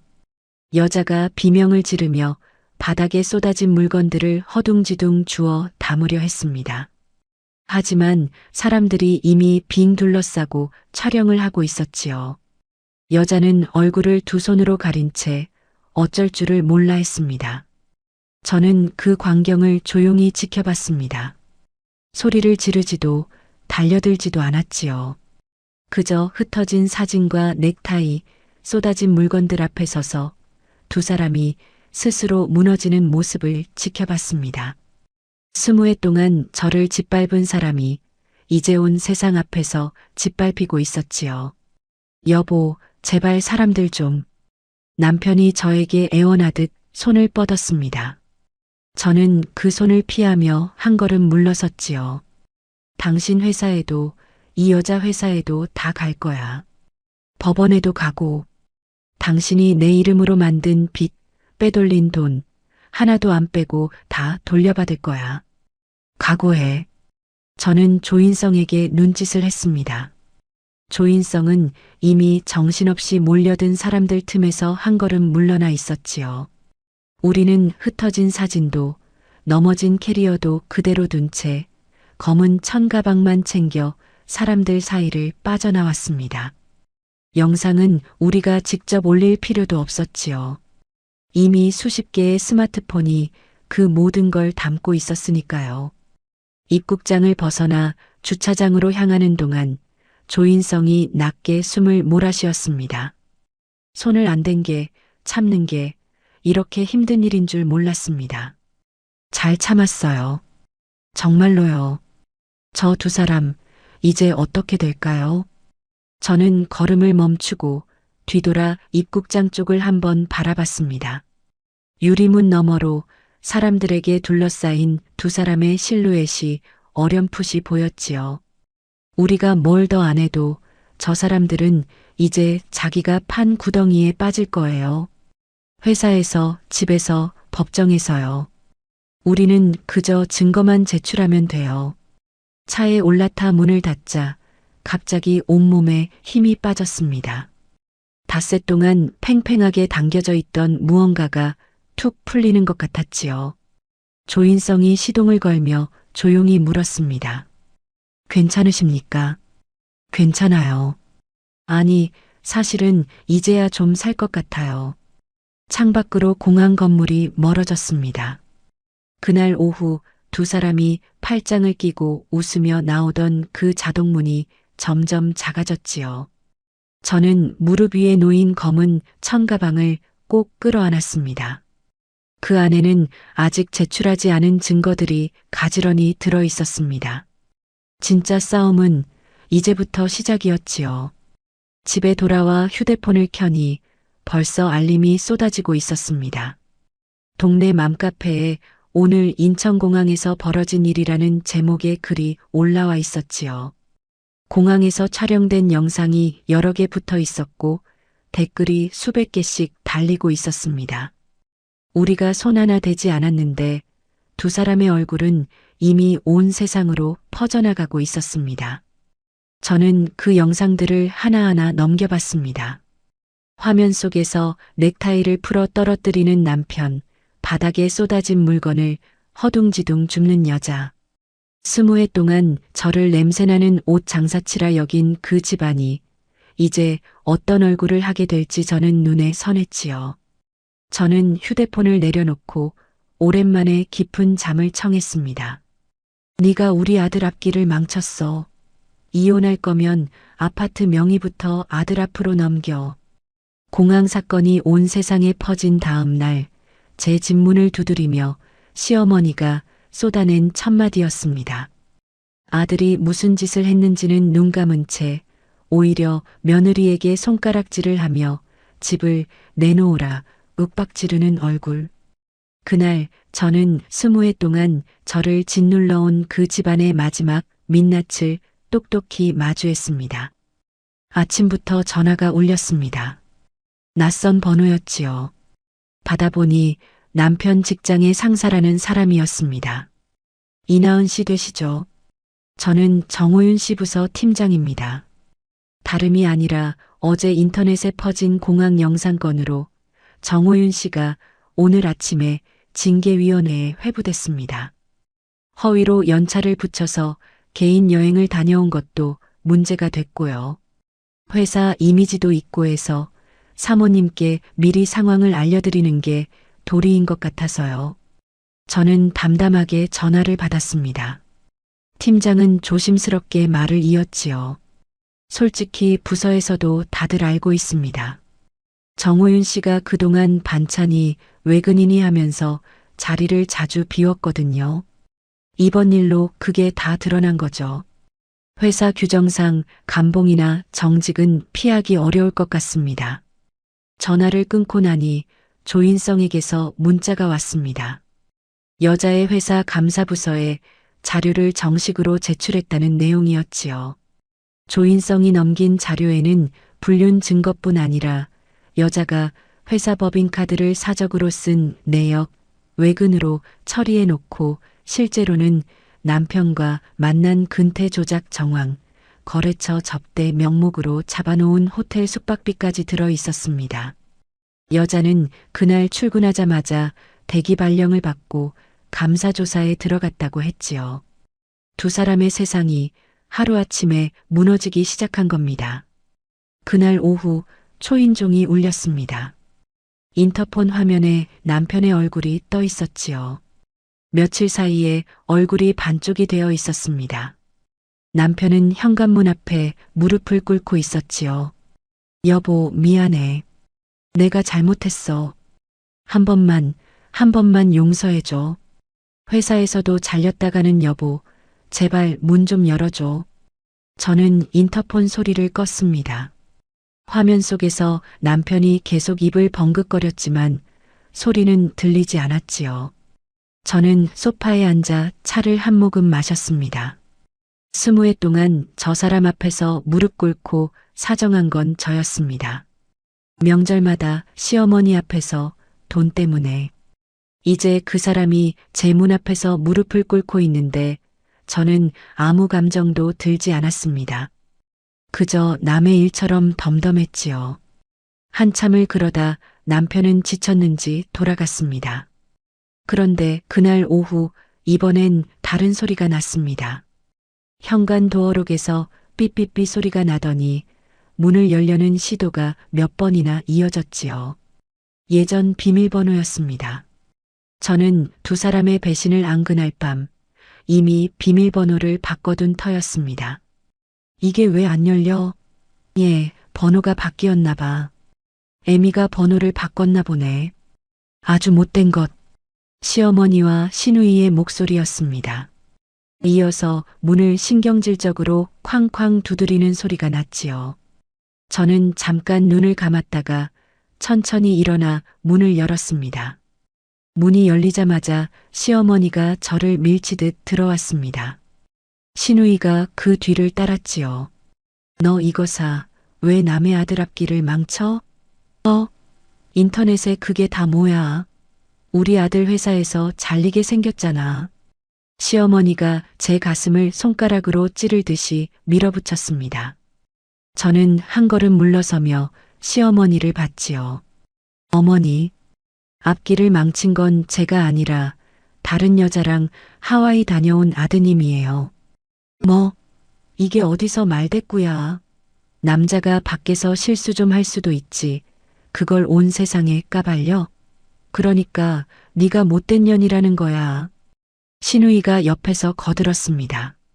옳게, 오빠 바람 좀 피운 거 가지고 뭘 그렇게 유난이야? 조용히 덮으면 될 걸. 공항에서 그 난리를 쳐서 집안 망신을 다 시키고. 이게 다 올케가 일을 키운 거잖아. 재판이니 뭐니 하면 우리 식구 다 오빠 편에 설 거야. 알아둬. 저는 두 사람을 번갈아 봤습니다. 아들이 오빠가 무슨 짓을 했는지 두 눈으로 봐놓고도 오히려 저를 탓하는 얼굴들이었지요. 20회 동안 이 사람들은 늘 이랬습니다. 잘못은 제 몫, 참는 것도 제 몫, 손가락질도 제 몫이었지요.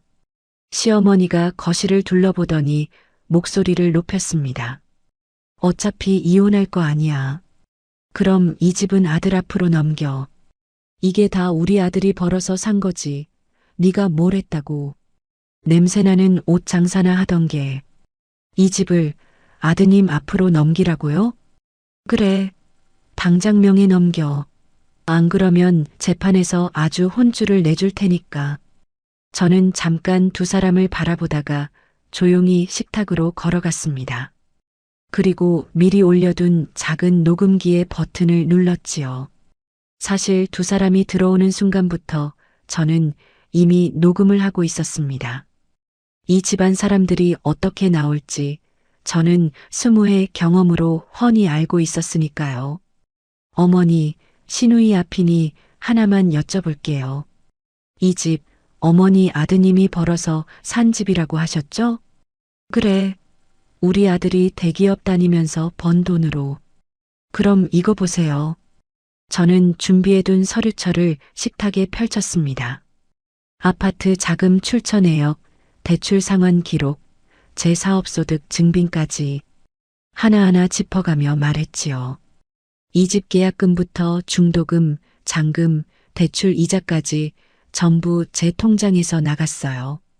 어머니 아드님 월급은 이 집에 단돈 100만 원도 안 들어왔고요. 오히려 저한테서 매달 200만 원씩 생활비를 더 가져갔죠. 그 돈 어디 썼는지 아세요? 저는 다른 서류를 펼쳤습니다.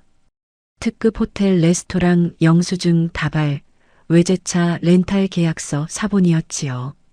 다른 여자랑 호텔에서 밥 먹고 외제차 굴리는 데 썼어요. 어머니 아드님이요. 시어머니의 얼굴이 잠깐 굳었습니다. 하지만 이내 목소리를 높였지요. 그건 그래도 남자가 사회생활 하다 보면. 그리고 이것도 보세요. 저는 마지막 서류를 꺼냈습니다. 5천만 원 마이너스 통장 개설 내역이었지요. 어머니 아드님이 제 명의로 몰래 5천만 원짜리 빚을 만들었어요. 제 공동인증서랑 휴대폰 인증을 도용해서요. 이건 명의도용이고 사문서 관련해서도 걸리는 문제예요. 지금 경찰 신고랑 손해배상 준비하고 있어요. 5천만 원이라는 글자를 본 순간 시어머니와 시누이의 얼굴이 새하얗게 질렸습니다.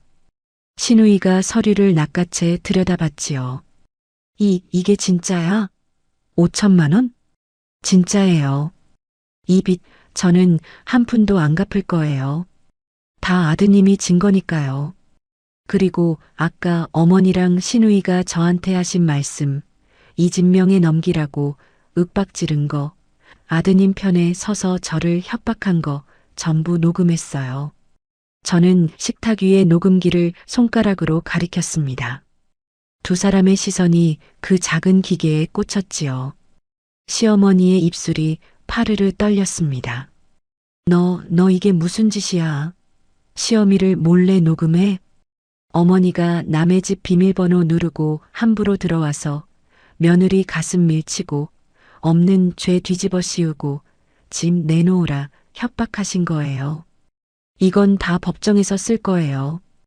위증하시면 위증죄로 고발할 거고요. 시어머니와 시누이는 한참을 아무 말도 못했습니다. 늘 큰 소리 치던 사람들이 서류 몇 장과 작은 녹음기 앞에서 말문이 막힌 것이었지요. 20회 동안 저를 짓누르던 그 기세가 증거 앞에서 힘없이 무너지고 있었습니다. 이윽고 시어머니가 겨우 입을 열었습니다. 하지만 그 목소리에는 아까의 기세가 없었지요. 두고 봐. 재판에서 다 되찾아갈 테니까. 우리 아들이 그렇게 호락호락한 줄 알아? 되찾아가세요. 법정에서요. 저는 문을 열어주며 말했습니다. 단 그 자리엔 이 서류들이랑 녹음 파일도 같이 갈 거예요. 어머니랑 시누이가 오늘 하신 말씀 그대로요. 시어머니와 시누이는 악담을 남기며 집을 빠져나갔습니다. 문이 닫히고 저는 식탁에 앉아 녹음기를 껐지요. 손이 조금 떨렸지만 마음은 그 어느 때보다 단단했습니다. 20회 동안 이 사람들 앞에서 한 번도 제대로 대꾸하지 못하던 저였는데 오늘은 끝까지 흔들리지 않았으니까요. 저는 서류철을 정리하며 창밖으로 멀어지는 두 사람의 뒷모습을 봤습니다. 어깨가 축 처져 있었지요. 늘 당당하게 제 집을 드나들던 그 기세는 어디에도 없었습니다. 가족이라는 이름으로 20회 동안 제 피를 빨아먹던 사람들. 이제 그들과의 마지막 전쟁이 법정에서 벌어질 참이었지요. 저는 그날 저녁 변호사에게 전화를 걸어 오늘 있었던 일을 전하고 녹음 파일과 서류를 정식 증거로 제출하기로 했습니다. 사모님, 증거가 아주 탄탄합니다. 이 정도면 재산 분할이든 위자료든 사모님이 유리한 위치에 서실 겁니다. 특히 그 녹음 파일은 상대 측이 재산 은닉을 부인해도 신빙성을 크게 흔들 수 있거든요. 변호사의 말에 저는 조용히 고개를 끄덕였습니다. 전화를 끊고 창가에 서서 저는 20회 만에 처음으로 이 집이 온전히 제 것이라는 걸 실감했습니다. 시어머니가 함부로 드나들던 이 집, 냄새나는 옷 장사치라 무시당하며 지켜낸 이 집을 저는 절대 내주지 않을 작정이었지요. 저는 다음 싸움을 준비했습니다. 법정이었습니다. 이번엔 제가 가진 모든 것을 걸고 정면으로 부딪힐 참이었지요. 존경하는 재판장님, 저는 정말 가진 게 없습니다. 제 아내가 다 가져갔습니다. 법정 피고석에서 눈물까지 짜내며 그렇게 웃던 남편의 얼굴을 저는 원고석에서 조용히 내려다봤습니다. 재산이 없다던 그 입에서 나온 거짓말이 몇 달 뒤 서류 한 장 한 장에 벗겨져 나갈 줄은 남편도 몰랐겠지요. 그날부터 시작된 법정 싸움에서 저는 20해 동안 빼앗긴 모든 것을 되찾았습니다. 이혼 및 재산분할 소송 첫 기일날 저는 새로 맞춘 정장을 입고 법원에 들어섰습니다. 동대문에서 20년을 굴러도 이런 옷 한 벌 제대로 사입은 적이 없던 저였지요. 하지만 그날만큼은 당당하게 서기 위해 큰맘 먹고 갖춰 입었습니다. 또각또각 구두 소리를 내며 원고석에 앉아 저는 맞은편 피고석에 앉은 남편을 내려다봤습니다. 남편은 며칠 사이 더 초췌해져 있었습니다. 회사에서는 정직 처분을 받았다고 들었지요. 그런데도 법정에서는 불쌍한 얼굴을 하고 있었습니다. 재판장님, 저는 아내에게 정말 미안한 마음뿐입니다. 하지만 제게는 정말 아무것도 없습니다. 월급도 이번 일로 다 끊겼고 모아둔 재산도 없습니다. 오히려 아내가 사업으로 번 돈을 다 가지고 있습니다. 남편이 손수건으로 눈가를 훔쳤습니다. 저는 그 연기를 보며 속으로 코웃음을 쳤지요. 이어서 시어머니와 시누이가 증인으로 나섰습니다. 우리 아들은 정말 착실한 애예요. 재산이라곤 없어요. 저 며느리가 억척스럽게 돈을 다 쥐고 있었지. 우리 아들은 용돈도 제대로 못 받고 살았어요. 시어머니가 그렇게 진술했습니다. 시누이도 거들었지요. 맞아요. 오빠는 순진해서 다 올케한테 맡겼어요. 숨긴 재산 같은 거 있을 리가 없어요. 그러나 첫 기일은 시작일 뿐이었습니다. 재판이라는 게 하루아침에 끝나는 게 아니라는 걸 저는 그제야 알았지요. 이후로 변론 기일이 몇 차례 이어졌고 그 과정에서 법원이 남편의 금융거래 정보를 제출하라는 명령을 내렸습니다. 그리고 그때부터 남편 측의 거짓말이 하나씩 벗겨지기 시작했지요. 제 변호사가 미리 추적해둔 자료들을 하나씩 증거로 제출했습니다. 후배 명의를 빌려 빼돌린 렌탈 보증금 회수 서류, 지인 계좌로 흘러들어간 돈의 흐름, 차명으로 의심되는 계좌 내역서까지요. 남편이 재산이 없다고 한 그 순간에도 실제로는 여기저기 돈을 숨겨두고 있었다는 게 서류로 드러났습니다. 재판장님, 피고는 재산이 없다고 진술했으나 여기 보시면 이혼을 대비해 지인 명의로 자금을 은닉한 정황이 명백합니다. 후배되는 분의 계좌를 거쳐 특정 지인 계좌로 흘러간 돈만 3천만 원이 넘습니다.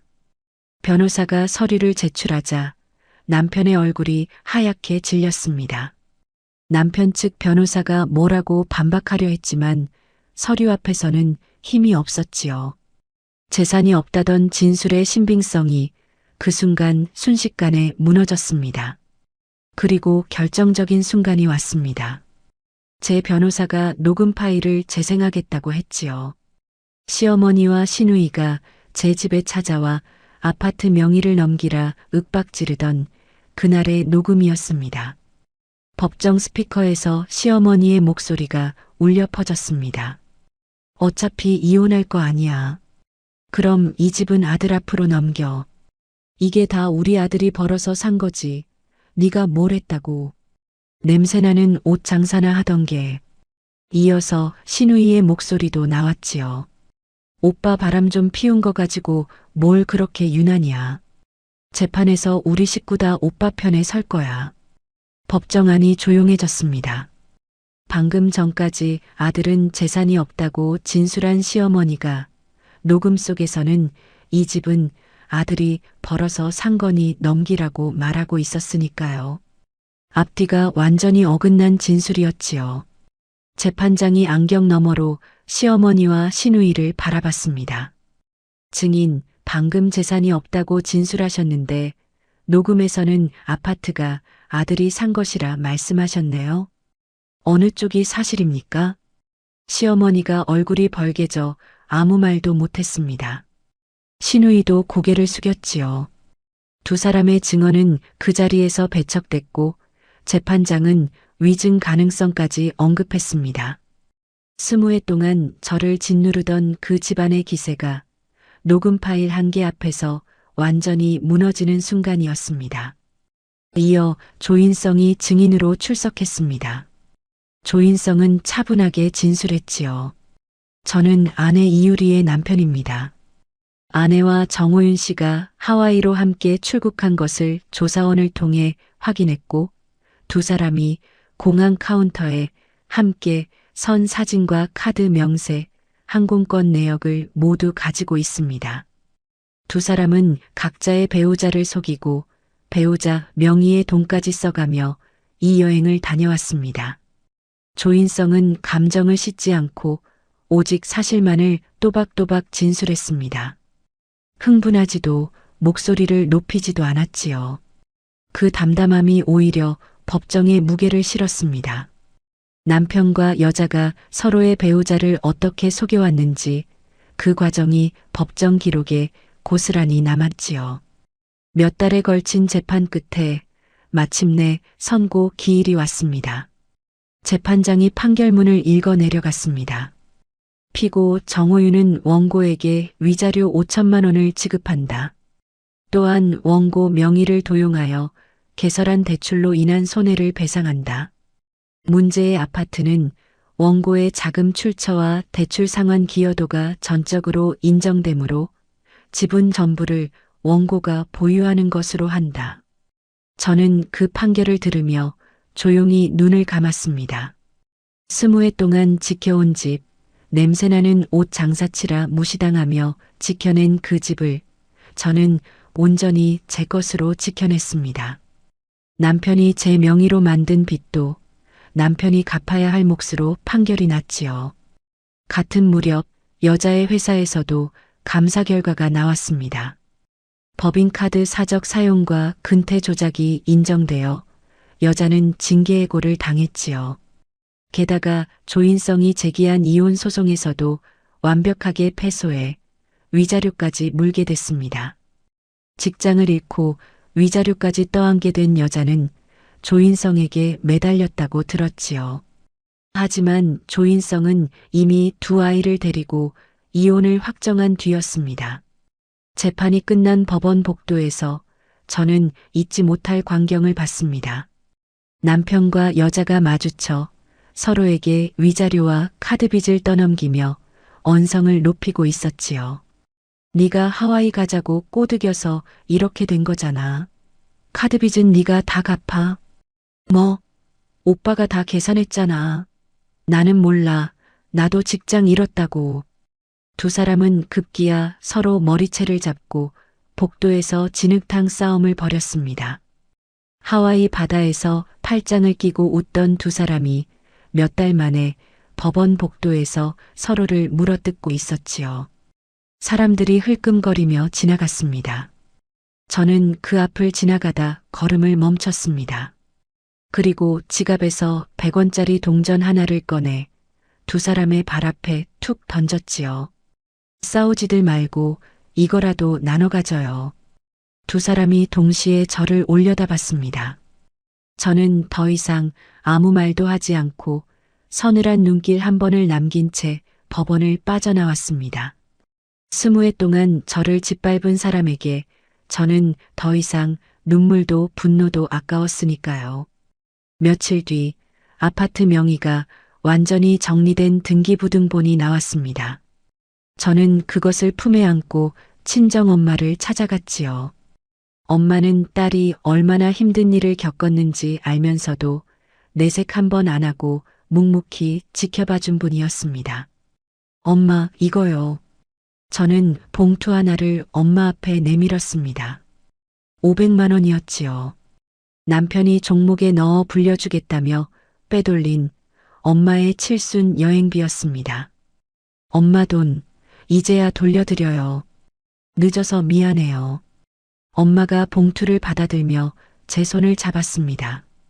주름진 손이 따뜻했지요. 돈이 대수냐? 우리 딸이 무사한 게 다지. 얼마나 마음고생을 했으면 아이고, 내 새끼. 그 말에 저는 참았던 눈물을 쏟아냈습니다. 재판 내내 한 번도 울지 않던 제가 엄마 앞에서는 어린애처럼 오열했지요. 20해 동안 남편과 시댁을 위해 바친 세월, 그 세월이 얼마나 헛되고 아팠는지 저는 엄마 무릎에 얼굴을 묻고 한참을 울었습니다.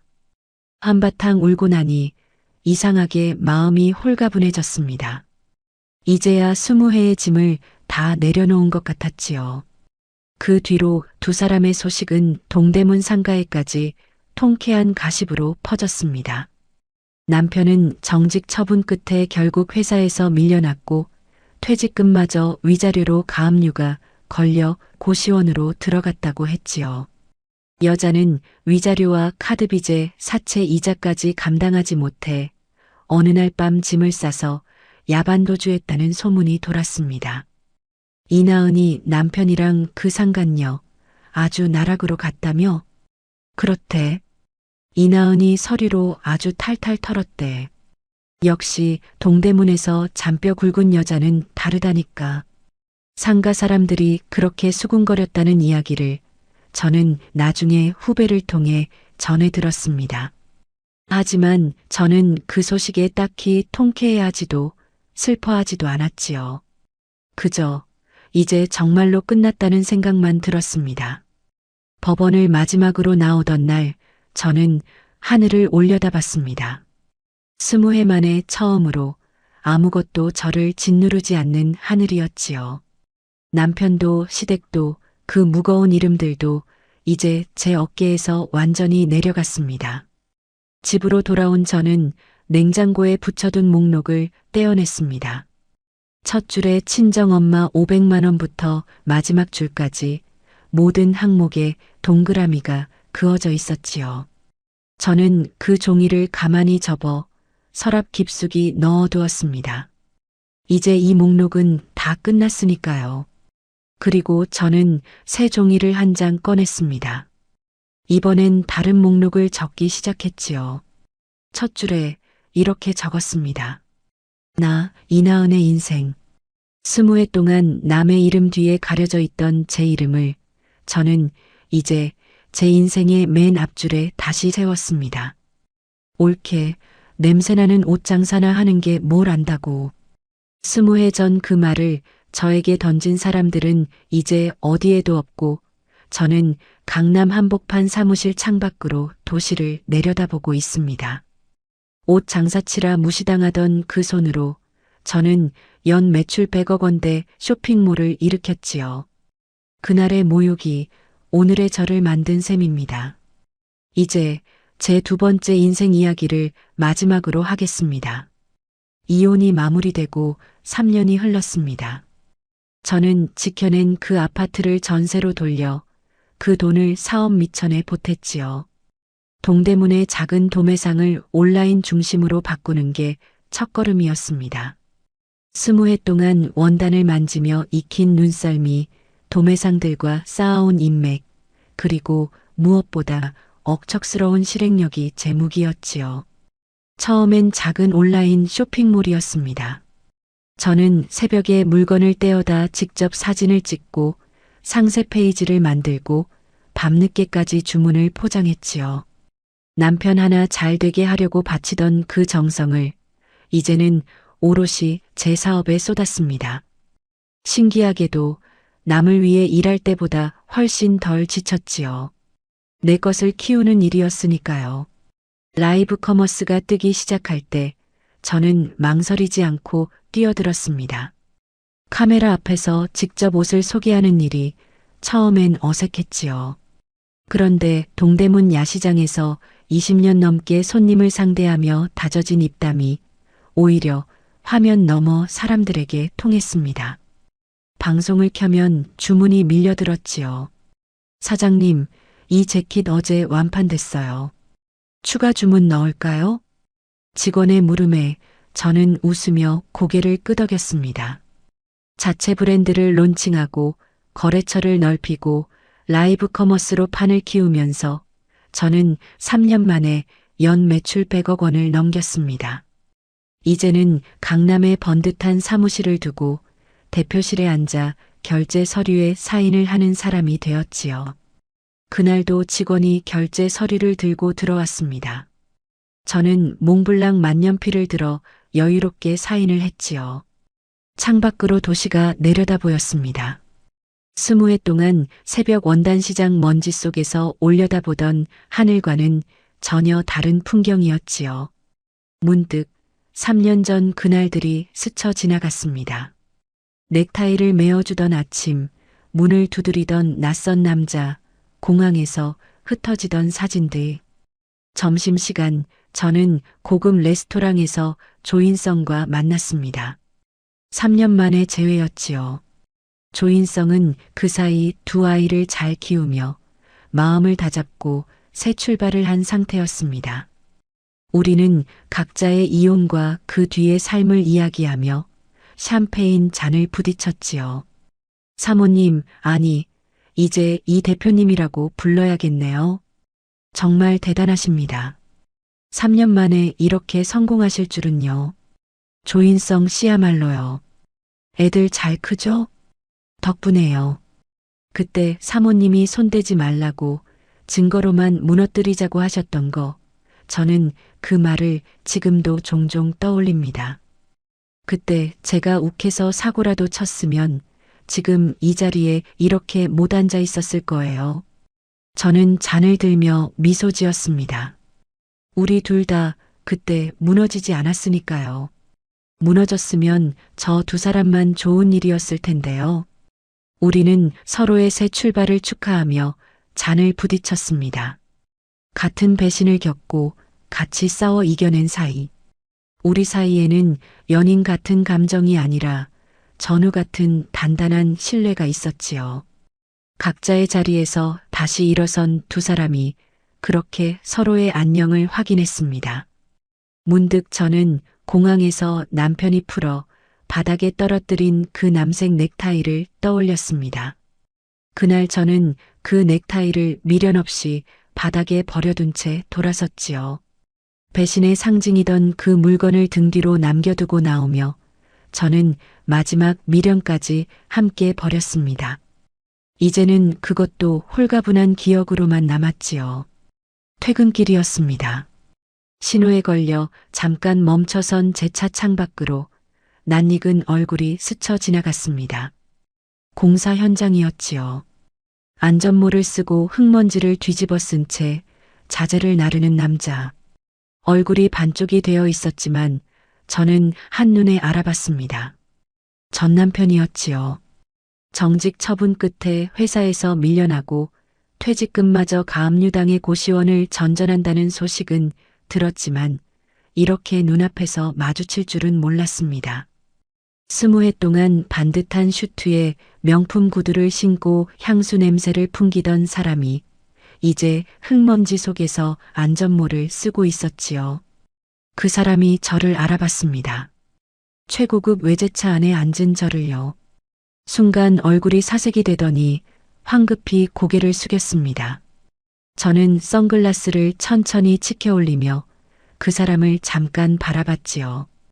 미움도 분노도 통쾌함도 아닌 그저 담담한 눈길이었습니다. 이제 저 사람은 제 인생에서 아무것도 아니었으니까요. 신호가 바뀌고 차가 다시 출발했습니다. 백미러 속에서 그 사람의 모습이 점점 작아졌지요. 저는 앞을 향해 달렸습니다. 뒤돌아볼 이유가 이제는 하나도 없었으니까요. 집에 도착해 펜트하우스 현관문을 열었습니다. 신발장에는 제 돈으로 산 구두들이 가지런히 진열되어 있었지요. 문득 3년 전 남편의 명품 구두 옆에 놓여 있던 제 낡은 지갑이 떠올랐습니다. 모서리가 다해지고 지퍼가 반쯤 나간 그 지갑을 저는 남편 구두 한 켤레값이 아까워 못 바꾸던 사람이었지요. 그런데 이제는 제가 신고 싶은 구두를 제 돈으로 사는 사람이 되었습니다. 거실 소파에 앉아 도시의 야경을 내려다보며 저는 생각했습니다. 남편의 성공을 위해 저를 갉아먹던 그 세월이 얼마나 미련한 짓이었는지를요. 헌신하면 언젠가 인정받을 거라는 미련, 20회를 바치면 돌아오는 게 있을 거라는 착각. 그 미련이 저를 얼마나 오래 붙잡아 두었는지 이제야 온몸으로 깨달았습니다. 제 인생의 주인공은 오직 저 자신뿐이었습니다. 누구의 아내도 누구의 며느리도 아닌 이나은.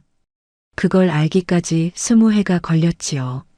주말이 되어 저는 오랫동안 벼르던 여행을 준비했습니다.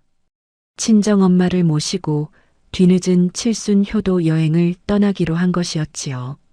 목적지는 하와이였습니다.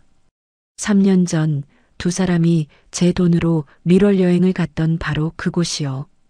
저는 그 도시를 이제 제 손으로 번 돈으로 세상 누구보다 소중한 사람과 함께 밟기로 했습니다. 엄마, 이제 진짜 칠순 여행 가는 거예요. 늦어서 미안해요. 아이고, 내가 무슨 복이 있어서 하와이를 다 가보냐. 우리 딸 덕분이지, 다. 엄마의 주름진 손을 잡고 저는 비행기에 올랐습니다. 3년 전 남편이 다른 여자와 앉았던 것과 똑같은, 아니, 그보다 더 좋은 자리였지요. 창밖으로 구름이 흘러갔습니다. 저는 엄마의 손을 꼭 쥐었습니다. 하와이에 도착해 저는 그 도시에서 가장 좋은 호텔 펜트하우스에 엄마와 짐을 풀었습니다. 에메랄드빛 바다가 발코니 아래로 펼쳐졌지요. 엄마는 그 광경에 아이처럼 감탄했습니다. 세상에 바다가 이렇게 예쁘구나. 아이고, 내 새끼 덕분에 이런 걸 다 보네. 저는 발코니에 서서 와인 잔을 들었습니다. 저 아래로 파도가 하얗게 부서지고 있었지요. 3년 전 두 사람이 제 돈으로 흥청망청 놀던 이 바다를 이제 저는 제 돈으로 엄마와 함께 내려다보고 있었습니다. 문득 20회의 세월이 파노라마처럼 스쳐 지나갔습니다.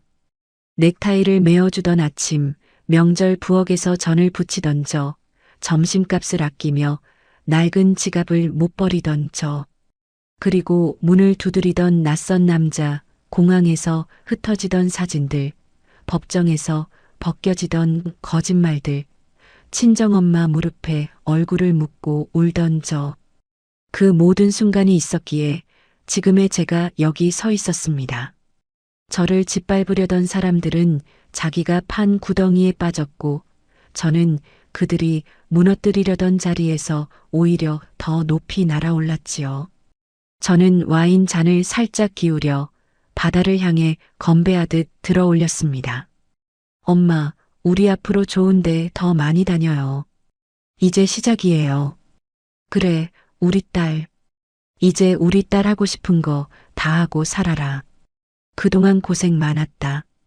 엄마의 그 말에 저는 환하게 웃었습니다. 눈물이 나올 것 같았지만 이번엔 슬픔의 눈물이 아니었지요. 20회 동안 남의 이름 뒤에 가려져 있던 제가 마침내 제 인생의 주인으로 이 자리에 섰다는 벅찬 눈물이었습니다. 발코니 너머로 해가 바다를 붉게 물들이며 저물어 갔습니다. 저는 그 노을을 바라보며 앞으로 펼쳐질 제 두 번째 인생을 향해 미소 지었지요. 이나은의 인생. 이제부터가 진짜 시작이었습니다. 그 누구도 짓밟을 수 없는 오롯이 제 것인 인생이요. 바닷바람이 불어와 제 머리카락을 스쳤습니다. 저는 눈을 감고 그 바람을 깊이 들이마셨지요. 자유의 냄새였습니다. 20회 만에 처음 맡아보는 온전한 제 자신의 냄새였습니다. 인생 톡톡 시청자 여러분, 이나은의 이야기가 여기서 끝을 맺습니다. 20회를 남편 하나 믿고 바쳤던 여자가 배신의 잿더미 위에서 다시 일어나 제 손으로 인생을 되찾기까지의 길을 함께 걸어주셨습니다. 세상에는 참고 견디는 것보다 무너지지 않고 자기 자리를 지켜내는 용기가 더 필요한 순간이 있는 법이지요. 이나은이 그러했듯 이 글을 보시는 여러분의 남은 인생에도 부디 봄날 같은 날들만 가득하시길 바랍니다. 이야기를 끝까지 들어주셨다면 잘 들었다고 댓글 하나만 남겨주세요. 구독과 좋아요를 눌러주시는 모든 분들이 행복하시길 기원합니다. 오늘 함께 해주셔서 정말 감사합니다.